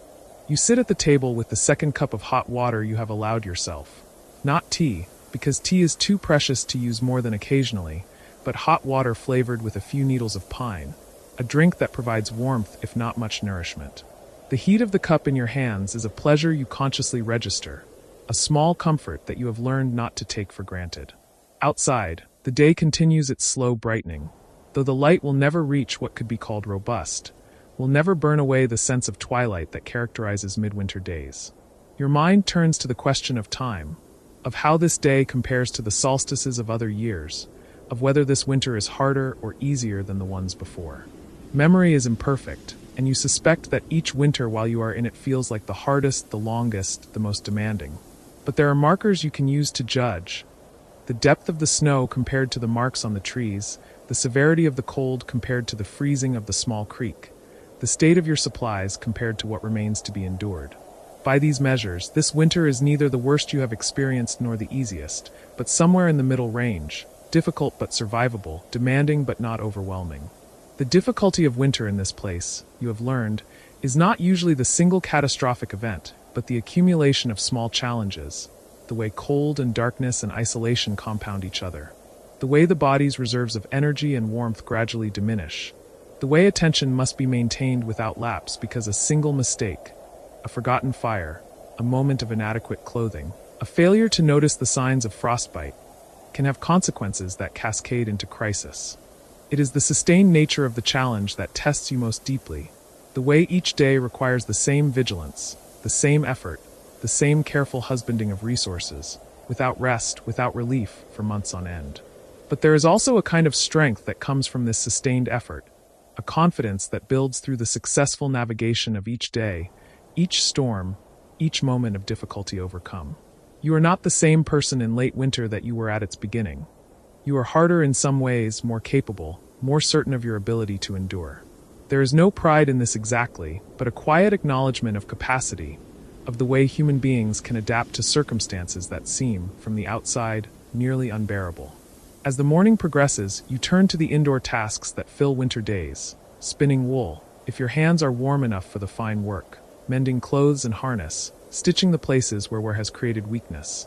sorting seeds for spring planting, checking them for viability, discarding any that show signs of mold or rot. These tasks are done near the stove, in the zone of warmth that extends perhaps 6 feet from its iron surface, and they are done with a kind of meditative attention, a focus that makes time pass in a way that is bearable, that transforms empty hours into hours filled with purpose, however small. The wool you spin is from your own sheep, sheared last spring and washed and carded over the summer and autumn. And pulling the fibers into thread is work your hands know deeply, work that requires attention but not intense concentration, allowing your mind to wander while your fingers maintain their rhythm. The thread you create is not perfectly even, it thickens and thins, showing the evidence of human hand rather than machine, but it is strong and will serve well for weaving or knitting, for the creation of the textiles that are essential to life in this climate. At midday, such as midday is on the solstice, when the sun has climbed to its low apex and begins immediately to descend again, you eat a simple meal of bread and cheese, with a few pieces of dried apple, precious and sweet, a taste of summer preserved through months of cold. You eat slowly, making the meal last, because eating is not only nourishment, but also event, a structuring point in the day, a moment of attention to something other than work or cold or the tending of fire. After eating, you return to the window and look out at the landscape transformed by the pale sunlight. The snow glitters where the sun strikes it, millions of tiny crystals reflecting light, and the shadows of the trees stretch enormously long, blue against the white. This light, low and angular, reveals textures and contours that are invisible at other times of year, shows the way the wind has sculpted the snow into waves and ridges, the way drifts have formed against every obstacle, the way the surface has crusted and cracked and reformed. You think about your ancestors, about the countless generations who lived through winters in places like this, who developed the knowledge and skills and technologies that make survival possible. The house you live in, with its thick log walls and carefully chinked seams, its steep roof designed to shed snow, its small windows that minimize heat loss, its massive stove that radiates warmth for hours. All of this represents accumulated wisdom, solutions refined through trial and error, through the successes and failures of those who came before. You are the inheritor of this knowledge, the temporary keeper of skills that will, if you do your part, be passed on to those who come after. The solstice lamp burning on the table provides its small point of light, more visible now as the afternoon draws toward evening, and you feel a connection through this simple act to all the other people in all the other places who have marked this day, who have acknowledged the turning point, who have held vigil against the darkness with whatever means they had. It is not a complicated ritual, not a grand gesture, but it serves its purpose, creating a moment of recognition, of awareness that you are part of something larger than your individual struggle, larger than this single winter. As the light begins to fade, and it begins to fade early, so early the sun descending toward the tree line well before what would be called late afternoon in other seasons. You go out once more to tend the animals, to ensure they have water and food for the night ahead. The temperature has not risen much during the day, despite the sun, and you know that the night will be even colder, that the clear sky that has allowed the sun to shine will also allow heat to radiate away into the vastness of space, that by morning the cold will have deepened further. But the work is done, the animals are secure, the house is warm, and you have survived another day, have reached the solstice and marked it, and know that from this point forward, however slowly, however imperceptibly at first, the light will return. This knowledge sits in your chest like its own small warmth, a comfort that has nothing to do with fire or food or shelter, but with the fundamental patterns of the world, with the reliability of the earth's movement, with the certainty that winter, however long, however hard, is not endless. Inside again, as darkness settles fully over the land, you build up the fire one more time, ensuring it will last deep into the night, and you prepare the simple evening meal. Soup made from dried peas and a bone you've been using for days now, extracting every bit of nourishment from it, flavored with herbs dried last summer, hot and filling if not varied. You eat by the light of the fire and the solstice lamp, and the combined glow creates shadows that move gently across the walls, creates a sense of shelter that is both physical and something more, a feeling of enclosure that protects not just against cold, but against the vastness of winter, the enormity of the frozen world outside these log walls. After the meal, there is time before sleep, time that you fill with small tasks. Checking the fire, checking that the door is fully secured, preparing your bed with the layers that will keep you warm through the night. But there is also time simply to sit, to watch the fire, to feel the warmth on your face and hands, to be present to this moment, this day, this particular solstice in this particular winter of your life. You think about the other solstices you have experienced, the ones from childhood that seemed magical, when the adults managed the fires and you were free to wonder at the darkness and the cold without understanding the constant effort required to keep them at bay. You think about the first winter you spent alone, when every task was new and frightening, when you doubted your ability to survive but learned through necessity. You think about winters shared with others, when the work was distributed, when conversation filled the long evenings, when cold seemed less oppressive because it was faced in company. This winter you are alone, but it is not the first time, and the solitude has its own quality, neither good nor bad, but simply a condition that shapes the experience. In solitude, you notice things you might not notice otherwise, the small sounds the house makes as the logs contract in the cold, the pattern of your own thoughts, the rhythm of your own breathing. In solitude, there is a kind of clarity that comes from the absence of other voices, other needs, other perspectives, a clarity that is sometimes peaceful and sometimes lonely, often both at once. The night deepens around the house, and the cold intensifies, and you can hear sometimes the sharp crack of trees splitting in the forest, the sound carrying clearly through the still air, ice expanding in the wood fibers until they rupture.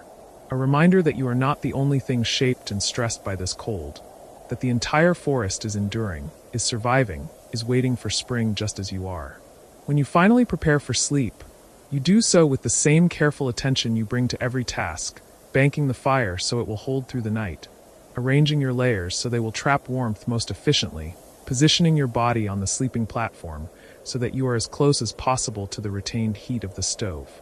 The solstice lamp still burns on the table, and you decide to let it burn through the night, a small extravagance, a marking of this particular darkness, this turning point. As you settle into the furs and felt, as your body begins to relax into the approaching sleep, you feel the weight of the day, the accumulation of small efforts that have brought you to this moment. You are tired, but it is the tiredness of work done, of challenges met, of another day successfully navigated. Tomorrow will bring the same tasks, the same cold, the same need for vigilance and effort, but tomorrow the light will be returning, however slowly, and that knowledge makes a difference, subtle but real.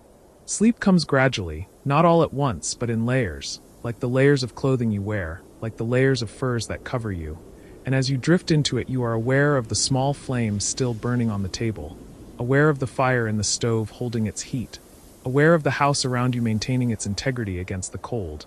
And these awarenesses follow you down into sleep like companions, like assurances that you will wake again, that morning will come, that winter, however deep, is not forever. In the darkness outside, the temperature continues to fall, dropping to depths that seem almost absolute, and the stars will overhead in their ancient patterns, and the landscape holds itself in stillness, in suspension, in the deep quiet that characterizes the heart of winter. But inside the small wooden house, warmth persists, life persists, consciousness persists, and this persistence is its own kind of victory, small but absolute, temporary but real, a human presence maintained in the face of inhuman cold, a light kept burning against the darkness, a breath drawn and released and drawn again, continuous, enduring, alive. You wake before dawn on a morning when the cold has finally gentled. The darkness beyond the window holds a different quality now, less absolute, tinged with the faintest promise of blue, rather than the iron black of deep winter. You lie still beneath your pile of furs and woven blankets, listening to the house around you. The soft creak of timbers settling, the whisper of ash shifting in the stove, the steady breathing of those who sleep in the room beyond.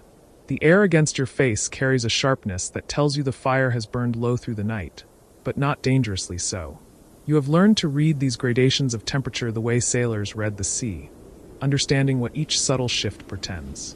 Rising slowly, you wrap yourself in the wool robe that hangs beside the bed, its fabric stiff with cold but familiar against your skin. Your feet find the floor, and the wooden planks yield slightly beneath your weight, still holding some memory of yesterday's warmth.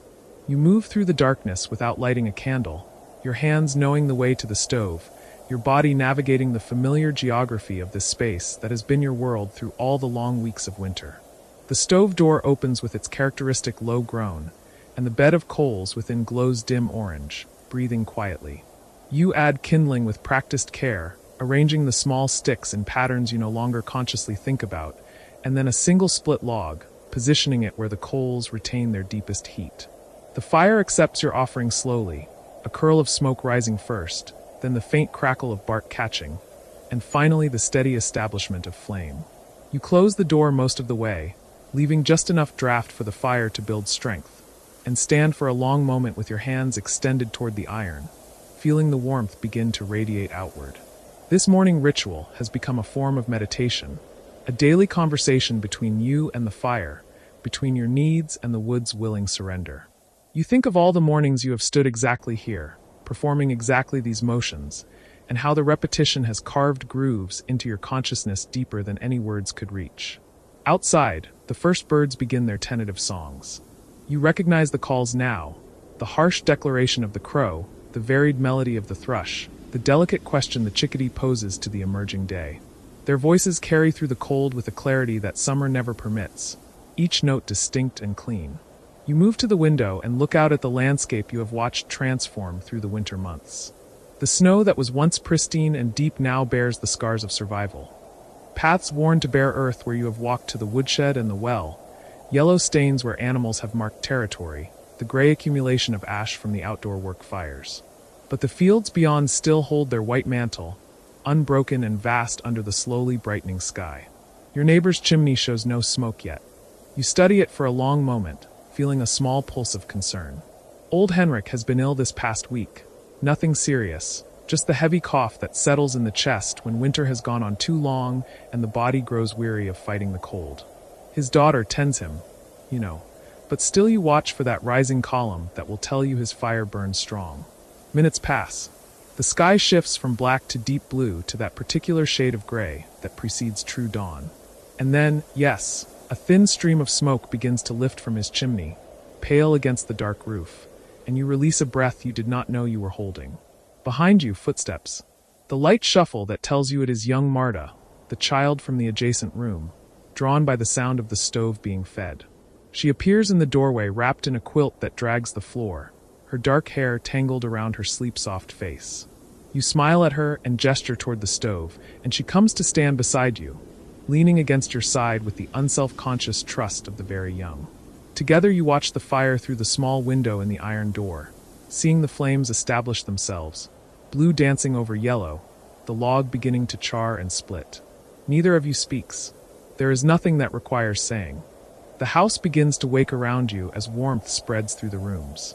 You hear water being poured, the clank of the kettle being set on the stove's flat top, voices exchanging morning greetings in low tones that respect the lingering quiet. These sounds have become the music of your days, the symphony that marks the boundaries between sleep and waking, between the solitary night hours and the communal rhythm of daylight. Marta stirs against your side and slips away to help her mother, and you are alone again with the fire and the growing light. You consider the woodpile outside.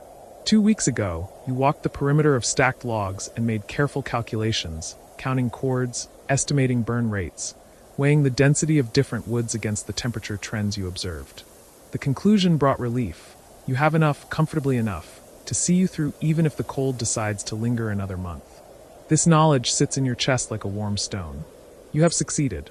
The family has remained safe, the fire has not gone out, the winter that seemed infinite will in fact have an end. But success in such things is never yours alone. You think of the men who felled the trees in autumn, the saw singing between them as they worked in the golden light beneath leaves just beginning to turn. You think of the ox that dragged the logs from forest to village, patient and powerful, its breath steaming in the cooling air. You think of the carpenter who maintained your stove, replacing the cracked plate last spring, ensuring the draft draws true. You think of the ironworkers in the distant town who forged the stove itself, who hammered and riveted and shaped the metal that now stands between your family and the annihilating cold. Every piece of warmth you have enjoyed this winter has been a gift passed hand to hand through a web of labor and skill and care. And before all of them, you think of the forest. The long centuries of growth that transformed sunlight and rain and mineral earth into the solid matter of wood. The particular chemistry that allows dried timber to burn steadily rather than explosively, releasing its captured summers in measured doses through the winter nights. You have heard travelers speak of lands where coal is burned instead, where black rock hewn from deep mines feeds the fires. But here in this northern country, it has always been wood. The relationship between people and forest defines everything. Where villages can be built, how large they can grow, what happens when the balance tips wrong. There are stories passed down of settlements that failed. You heard them in childhood, and they return to you now. Cautionary tales told by firelight on the longest nights. A village in the eastern mountains that cut too greedily, taking every mature tree within a day's travel, leaving nothing for the future. When the great cold came, they burned their furniture, then their walls, then timbers from the roofs. By spring, nothing remained but foundations and the frozen bodies of those who could not or would not flee. The forest remembers such failures. Where trees are taken without wisdom, the land becomes wounded, and wounds in this climate rarely heal. But when the relationship holds balance, when the taking is measured and the forest is given time to regenerate, the cycle can continue indefinitely.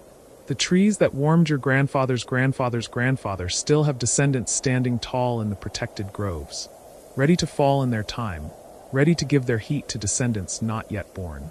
This continuity, this sense of an unbroken chain stretching backward to the beginning of memory and forward to a horizon beyond imagination, gives weight and meaning to every log you place in the stove. You are not merely surviving winter. You are participating in a covenant older than words. The tea has steeped and someone hands you a cup. The liquid steams in the cool morning air, and you wrap both hands around the clay, feeling the warmth seep into your palms. The first sip burns your tongue slightly, but pleasantly, a different heat than the ambient warmth from the stove. This one traveling from inside, radiating outward from your core. The herb mixture tastes of mint and chamomile, plants gathered last summer from the meadow behind the village, dried in bundles that hung from the ceiling all autumn. Even the simplest comforts require foresight here, require planning and work done in abundance times to sustain you through scarcity. You settle at the long table that dominates the main room, still holding the tea. Others join you gradually, Marta's mother with a loaf of dark bread, her father with butter kept in the cold cellar, the old grandfather who moves with painful slowness, but who refuses any assistance.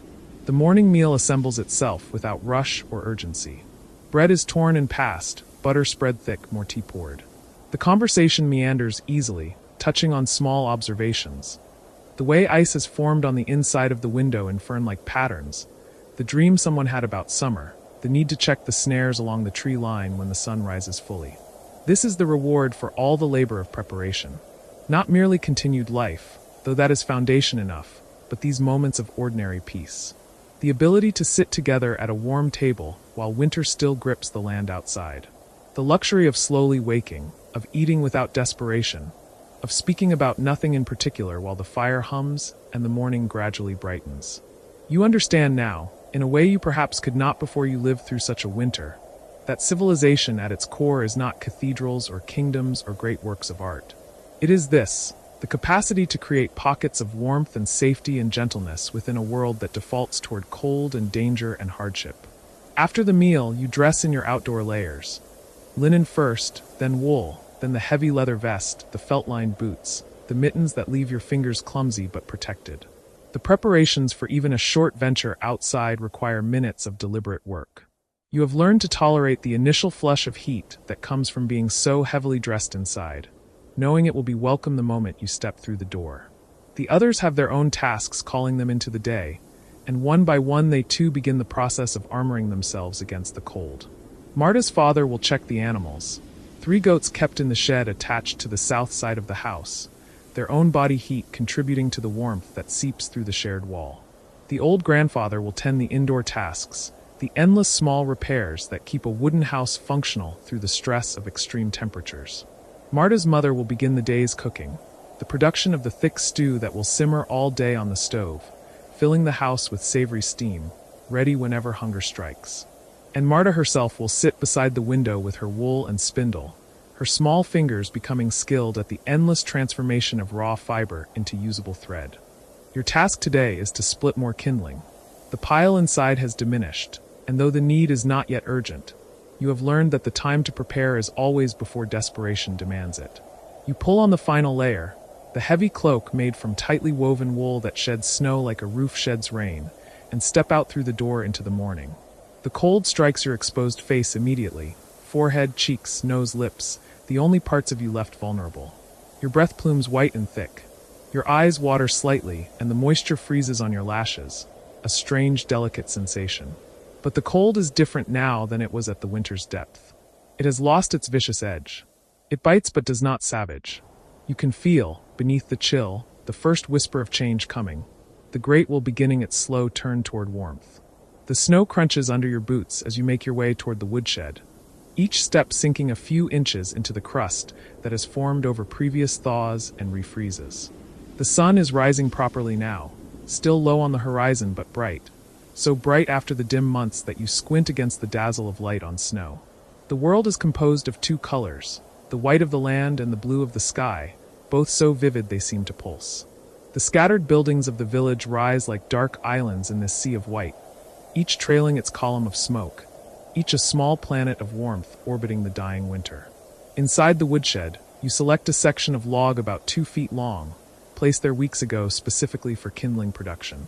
The wood is birch, pale and smooth-barked, perfect for this purpose.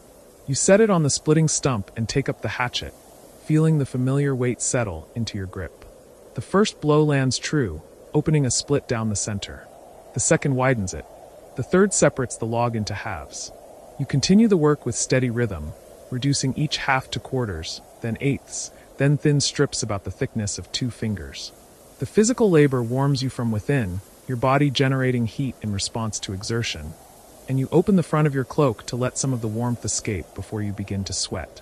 The repetitive motion, lift, swing, strike, set aside, lift again, empties your mind in a way that feels cleansing. This is work that requires attention, but not deep thought. Your hands and arms know what to do, and your consciousness is free to drift. You find yourself thinking about the journey of this particular piece of wood. The tree it came from grew on the slope above the village, in a spot where the sun reached through the canopy and encouraged strong growth. Someone identified it in summer as ready for harvest, mature enough to have dense wood, but not so old that rot had begun its work. In autumn, the tree was felled with ceremony and gratitude, the traditional words spoken to honor the life being taken. It was dragged down the hillside, bucked into sections, split roughly, and stacked to continue drying under shelter. And now, reduced to these small fragments, it will become the first fuel to catch flame when the fire burns low, the bridge between cooling coals and new logs. Each piece of kindling you create represents perhaps 2 minutes of flame, but those 2 minutes are critical. They are the difference between a fire that revives and one that dies. You take care with each split to make them relatively uniform, neither so thick they resist ignition, nor so thin they burn away in seconds. The quality of your kindling reflects your understanding of fire's nature, your respect for the precise requirements of combustion. An hour passes. 2. The pile of finished kindling grows satisfyingly.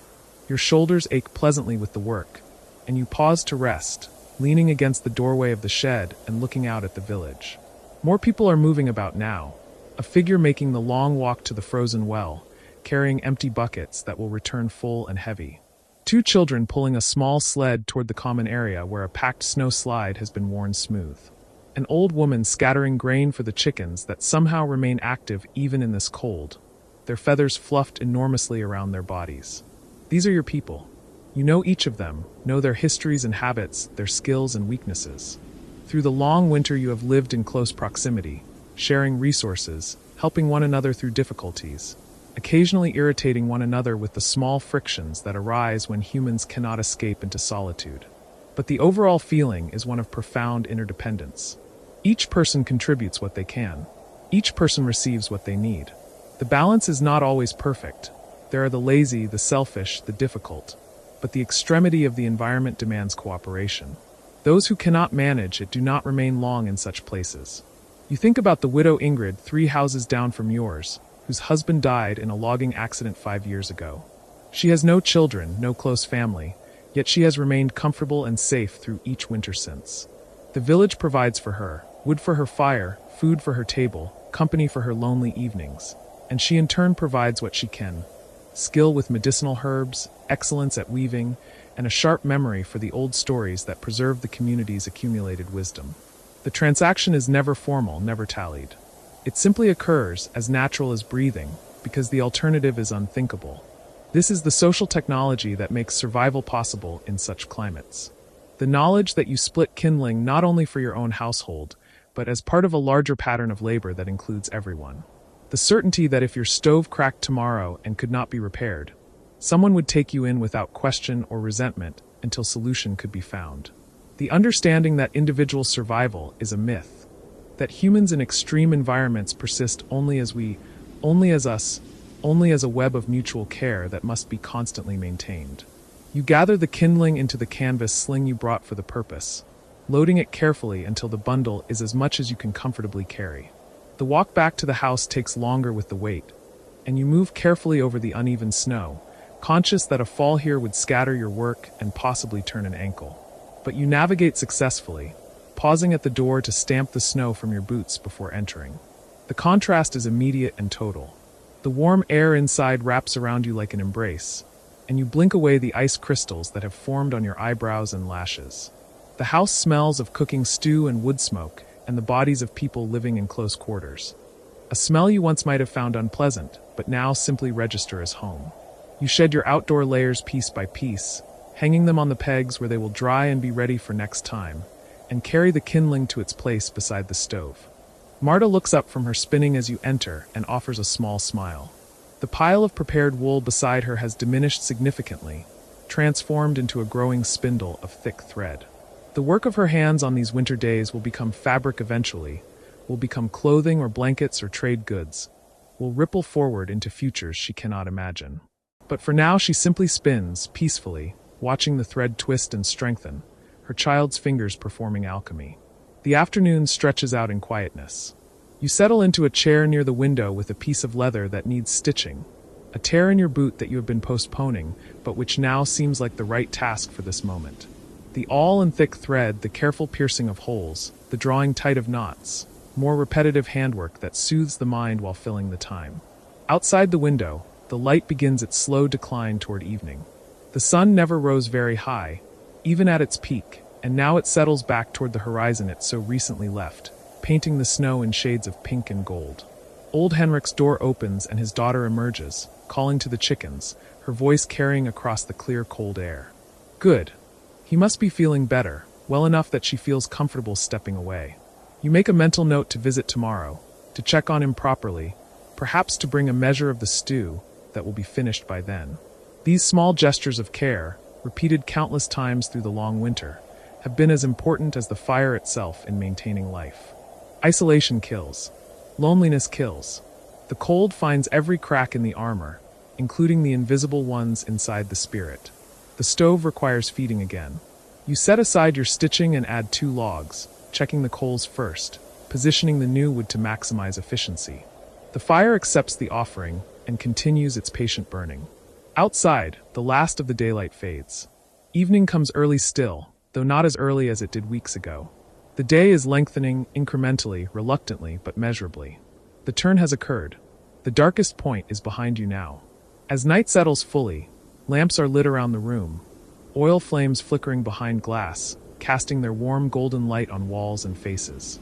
The family gathers again, drawn by the approaching meal, drawn by the human need to cluster together as darkness falls. Bowls are filled from the pot that has simmered all day, the stew thick with root vegetables and barley, a small piece of salted pork lending its richness to the broth. Bread is torn again. The meal is consumed with quiet satisfaction, hunger answered, warmth maintained, another day successfully navigated. After eating, Marta's father produces a small wooden flute, an instrument carved last winter during similar evening hours. He plays slowly, simple melodies that speak more of patience than passion. The notes float through the warm air, mixing with the crackle of the fire, the occasional shift of bodies and chairs, the soft sounds of contentment. No one speaks. Music and firelight are conversation enough. You let your mind wander through the months behind you. The first cold mornings of autumn when frost appeared on the grass and you knew, with certainty, that serious preparation could not be delayed. The hard work of the harvest season, storing away everything that might be needed, calculating and recalculating whether it would be enough. The first true snowfall, beautiful and terrible, transforming the landscape into something alien. The deepening cold as winter established itself fully, the temperatures dropping to levels that seemed impossible to endure. The long dark nights when the fire was everything, the single thread connecting you to survival. And through it all, the constant attention to warmth. learning to read the fire like a language, understanding wood as intimately as you understand your own body, developing the countless small skills that keep a household functioning when the margin for error disappears, discovering patience you did not know you possessed because the alternative to patience was catastrophe, finding meaning in repetitive labor because the labor itself was keeping you alive. You have been changed by this winter. Not dramatically. There has been no single moment of revelation, no crisis that broke and remade you. But gradually, day by day, the experience has worked on you the way water works on stone, wearing away some things and polishing others. You understand now in your body, not just your mind, that comfort is not a given. That warmth is an achievement. That survival is a collaborative art. The music stops. The flute is set aside. The old grandfather begins to speak, his voice soft and slightly rough, telling a story from his youth about a winter even longer than this one, when the snow reached the eaves of the houses and people moved through tunnels they cut between buildings. You have heard this story before, but you listen again, because the story is not really about the facts it contains. It is about the continuity of experience, the way hardship and endurance echo across generations, the way wisdom is preserved in narrative and passed forward. When he finishes, there is comfortable silence. Eyes are growing heavy. Bodies are ready for sleep. One by one, the lamps are extinguished, until only the fire's glow remains, visible through the small window in the stove door. You bank the coals carefully for the night, adding one large log that will burn slowly through the dark hours, and adjust the damper to the position that experience has taught you is correct. The fire settles into its nighttime rhythm, a patient burning that will guard the warmth until morning. You make your way to the sleeping room and climb beneath the layers of blankets and furs. The bed is cold at first, but your body heat begins to warm the space quickly. You lie in the darkness, listening to the house, the same sounds you woke to this morning, the cycle complete. The fire breathes. The timbers creak. The darkness beyond the window is profound, but different, unmistakably different. In ways you feel more than see or hear, the winter is breaking. The great cold is loosening its grip. The world is turning slowly toward warmth and light and the return of green things. Not tomorrow, not next week, but soon in the way of seasons soon. You close your eyes and let sleep come, knowing that the fire will endure through the night, knowing that morning will bring another day of cold but one day closer to spring, knowing that you have survived, that you have learned, that you carry now in your bones and blood and memory the knowledge of how thin the line is between comfort and catastrophe, between warmth and cold, between the living and the dead. The fire burns on, the night deepens, and you sleep dreamlessly in the warmth that you and others have labored so long to maintain, wrapped in the simple, profound miracle of a warm house in a frozen world. You stand at the threshold between winter and the memory of winter, and the distinction has grown thinner than you once believed possible. The house around you holds its heat the way old would hold stories, not in dramatic declaration but in quiet constancy, in the patient accumulation of seasons survived and seasons yet to come. Outside, the snow has begun its slow negotiation with early spring, that tentative conversation between cold and warmth that plays out over weeks, over months, in increments so small that only those who have learned to watch closely can perceive the shift at all. The stove breathes beside you, its cast iron belly warm to the touch, but no longer blazing with the desperate intensity of deep winter. You have learned to moderate its appetite, to feed it just enough to maintain comfort without the wasteful excess of January's coldest nights.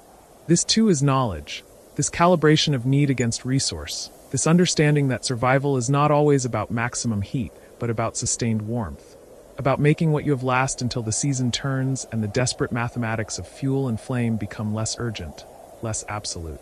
Morning light filters through the window glass, and you notice how it falls differently now, how the angle has shifted imperceptibly over the weeks you have been tending this fire, keeping this vigil. The sun rises earlier, sets later, and the slow expansion of daylight means fewer hours dependent entirely on the stove's radiant heat. Fewer hours when the fire is the only thing standing between comfort and the cold that presses always against the walls. You think of your grandfather again, of how he would mark this transition not with celebration but with quiet acknowledgement, with the simple observation that the worst had passed and what remained was only the long unwinding, the gradual release of winter's grip. The woodpile outside has diminished to its last third, and you feel a peculiar mixture of satisfaction and something approaching melancholy when you look at it. Each log remaining represents a night survived, a morning greeted, a day made bearable by the forethought of summer and the labor of autumn. The mathematics of survival have worked in your favor this year. You will not run short, will not face the panic of dwindling fuel in the final brutal weeks when winter sometimes returns with unexpected savagery. But the diminished pile also speaks of time's passage, of the season consumed log by log, hour by hour, in the steady transformation of wood into warmth, of solid matter into the invisible grace of heat. You remember the family that lived 3 valleys over, the ones whose fire went out one February night when the mother fell ill and no one else quite knew the rhythm of the feeding, the precise moment when another log was needed. They survived, neighbors rallied, brought coals and kindling, helped restart what had been allowed to die. But the story became a cautionary tale, a reminder that the knowledge of keeping warmth is not instinctive but learned, and that it must be passed deliberately from one person to another or it will be lost when it is needed most. This morning you are teaching your youngest daughter the final lessons of the season, the ones that close the circle of understanding. She is 12 now, old enough to grasp not just the mechanics but the philosophy of the fire, the worldview that comes from living in such intimate relationship with heat and cold, with the daily negotiation between comfort and the elements. You show her how to read the coals, how to understand what the ash patterns mean, how to sense when the fire is truly stable versus when it is only temporarily satisfied. Your great-grandmother could tell the temperature outside within 2 degrees just by watching how the fire burned. You tell her, your voice low and steady in the quiet morning. She said it had to do with the draft, with how the cold air moved through the house and affected the draw of the chimney. I never quite developed that skill myself, but I watched her do it winter after winter, and she was never wrong. Your daughter nods, her attention focused on the stove door you have opened slightly, so she can see the coal bed glowing beneath the morning's first logs. Will I be able to do that? She asks, and you hear in her voice not doubt but genuine curiosity, a desire to possess the knowledge of her ancestors, to join the long line of those who have kept the warmth against the winter's cold. Maybe, you tell her honestly. It depends on how much you pay attention, how closely you watch, how many winters you spend learning the language the fire speaks.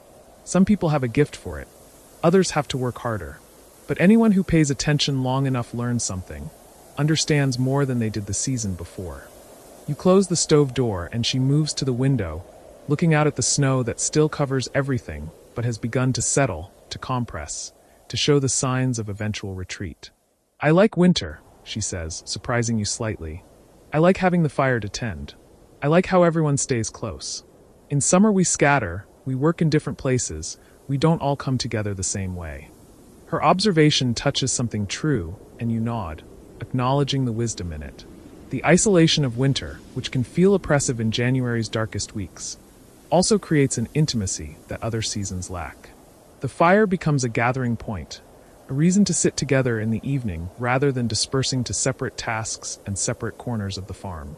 The necessity of maintaining warmth imposes a kind of discipline on daily life, a structure that holds people together in ways that fair weather sometimes does not. That's part of what the fire gives us, you say, moving to stand beside her at the window. Not just heat, but a reason to stay close, to share the space around the stove, to talk in the evenings instead of going our separate ways. In the old country, before your grandparents came here, they had a saying, the winter fire makes relatives of strangers. People who barely knew each other in summer would end up sharing warmth when the cold came, and by spring they were family. She considers this, her reflection ghostly in the window glass, superimposed over the white landscape beyond. Do you think people will always need fires? She asks. Or will there come a time when houses stay warm some other way? The question opens onto futures you can barely imagine, and you take your time answering. There are already houses in the cities that have central heating systems, furnaces in the basement that warm the whole building through pipes and registers, you tell her. Your uncle visited one last year and said it was like magic, warmth coming from invisible sources, no tending required. Maybe someday that will be common. Maybe someday everyone will have heat that doesn't need constant attention.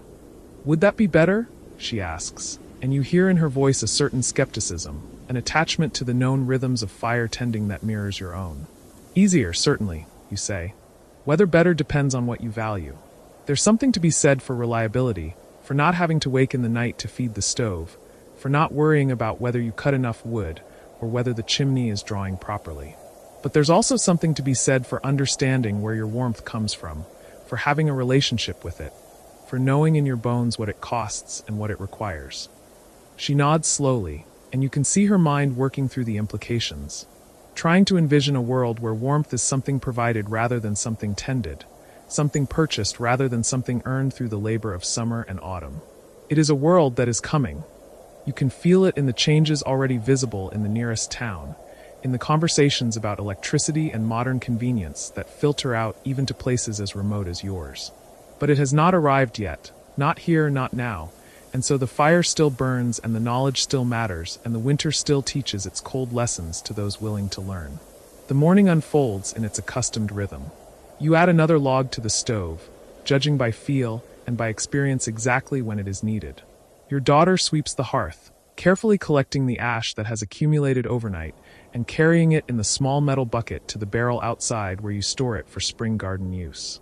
Nothing is wasted in this economy of survival. Even the residue of burning finds purpose, returns to the soil to nurture the vegetables that will feed you through the coming year.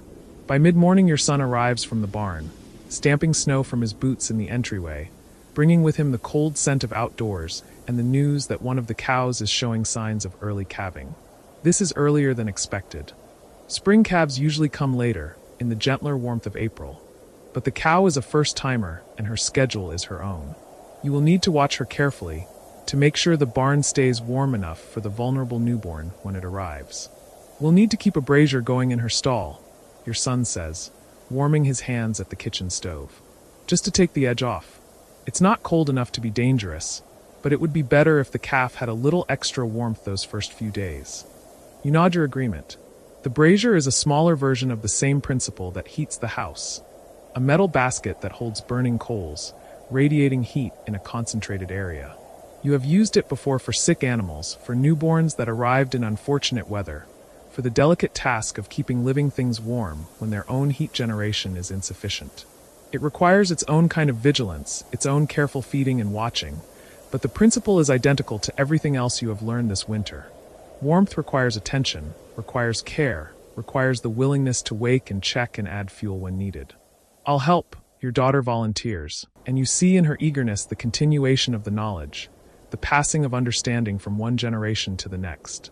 She will learn to tend the brazier the way she has learned to tend the house stove, will develop the same instinct for when heat is needed, and how much, will join the long lineage of those who have kept living things warm against the cold. The three of you stand together in the kitchen, the stove ticking softly as the metal expands with heat, the light from the window pooling on the worn floorboards. This moment, unremarkable in itself, contains within it the essence of everything the winter has taught. That warmth is maintained through collective effort, through shared knowledge, through the daily discipline of paying attention and responding to need. No one person can tend a fire alone through an entire winter. It requires rotation, requires cooperation, requires the building of systems that spread the responsibility across multiple pairs of hands, multiple watchful eyes. Your wife joins you from the back room where she has been working on mending, and together the four of you share a simple midday meal, eating at the table that sits close to the stove, close to the source of warmth that has sustained you through the darkest months. The food is plain, bread and cheese, preserved vegetables from the root cellar, tea brewed strong and hot. But it tastes of survival, of the successful navigation of winter's trials. We'll have enough wood to last through March at this rate, your wife observes, her practitioner's eye calculating what remains against what will likely be needed. Maybe into early April if we're careful. And then we'll be well into spring and won't need the constant heat anymore. I'm already thinking about next year, you admit. About cutting more in the meadow where the storm brought down those oaks. Good seasoned oak, that will burn slow and hot, better than the pine we've been relying on. Your son grins.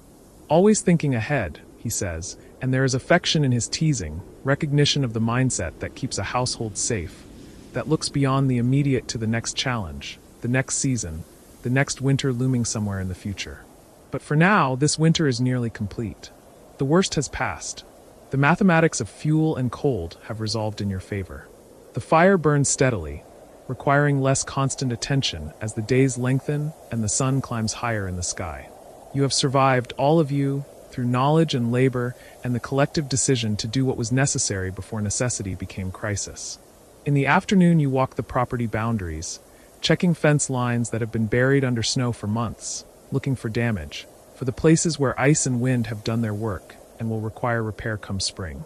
Your boots crunch through the settling snow and your breath still steams in the cold air. But there is a softness to the weather now, a suggestion of thaw that was absent in January's brutal clarity. You pass the woodpile and pause to study it with satisfaction. The geometric stack has become irregular as you have pulled logs from it through the winter, but enough remains to see you through, to complete the season's requirements. In a few weeks you will be able to let the fire die down during the day, to depend on it only in the morning and evening. In a month you might let it go out entirely during daylight hours, relighting it only when the evening cold requires.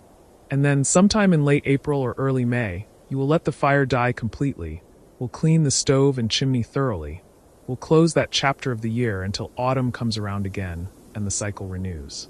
But that final extinguishing will not mean an end to vigilance, only a shift in its focus. You will spend the warmer months preparing for the cold ones, cutting and splitting and stacking, maintaining the tools and the knowledge that will be needed when the cycle turns again. The fire never truly goes out. It only waits, patient as the seasons themselves, for the time when it will be needed again. As you complete your circuit of the property and turn back toward the house, you see smoke rising from the chimney, steady and pale against the afternoon sky. That rising smoke has been the signal of your survival all winter long, visible from a distance, announcing to anyone who might see it that this house is inhabited, is warm, is successfully maintained. Neighbors passing on the far road could look up and see your smoke and know without asking that you were managing, that the fire still burned, that the household was intact. There is a comfort in that visibility, in the way the smoke makes your survival public knowledge, connects you to the wider community of those who are also burning fires, also maintaining warmth, also participating in the ancient human project of keeping cold at bay. You think of all the other chimneys scattered across this valley and the valleys beyond, each one sending up its own signal, each one representing another household that has made it through another day, another night, another week of winter. When you re-enter the house, the warmth embraces you immediately, that familiar welcoming heat that you have worked all season to maintain. Your daughter has added another log to the fire. You can tell by the fresh flames dancing behind the stove's glass door. And the house smells of wood smoke and baking bread, your wife having decided to make use of the stove's heat for the evening meal. You shed your outer layers in the entryway, hanging your coat and scarf on the pegs that have held them all winter, and move into the main room where the light is already beginning to fade despite the longer days. Soon you will light the lamps, will settle into the evening routine that has sustained you through the dark months. But for now you simply stand in the warmth and feel the satisfaction of another day successfully navigated, another requirement met. Your grandfather's chair sits empty by the stove, and you lower yourself into it, feeling the worn wood conform to your shape the way it has to countless shapes before you. How many winters did he sit here? You wonder, watching his own fire burn, teaching his own children the lessons of survival and warmth. How many times did he wake in the night to feed the stove, to check the draft, to ensure that the cold stayed on its side of the walls? The knowledge you possess was his knowledge before it was yours, and before that it belonged to his father, and on back through generations whose names you no longer know, but whose wisdom still guides your hands when you stack wood or clear ash or judge the readiness of the coal bed. Your daughter settles on the floor near the stove with her mending, her needle catching the firelight as she works. Your son returns from the barn and reports that the cow is resting comfortably, not yet in active labor, but clearly preparing. Your wife moves between the kitchen and the main room, tending to the bread, to the stew that simmers on the stovetop, to the 100 small tasks that keep a household functioning. And you sit in your grandfather's chair and tend the fire that has been your companion and your responsibility and your salvation through all the long cold months. You open the door and add another log, placing it with the precision of long practice, achieving the balance between too much and too little that is the heart of the craft.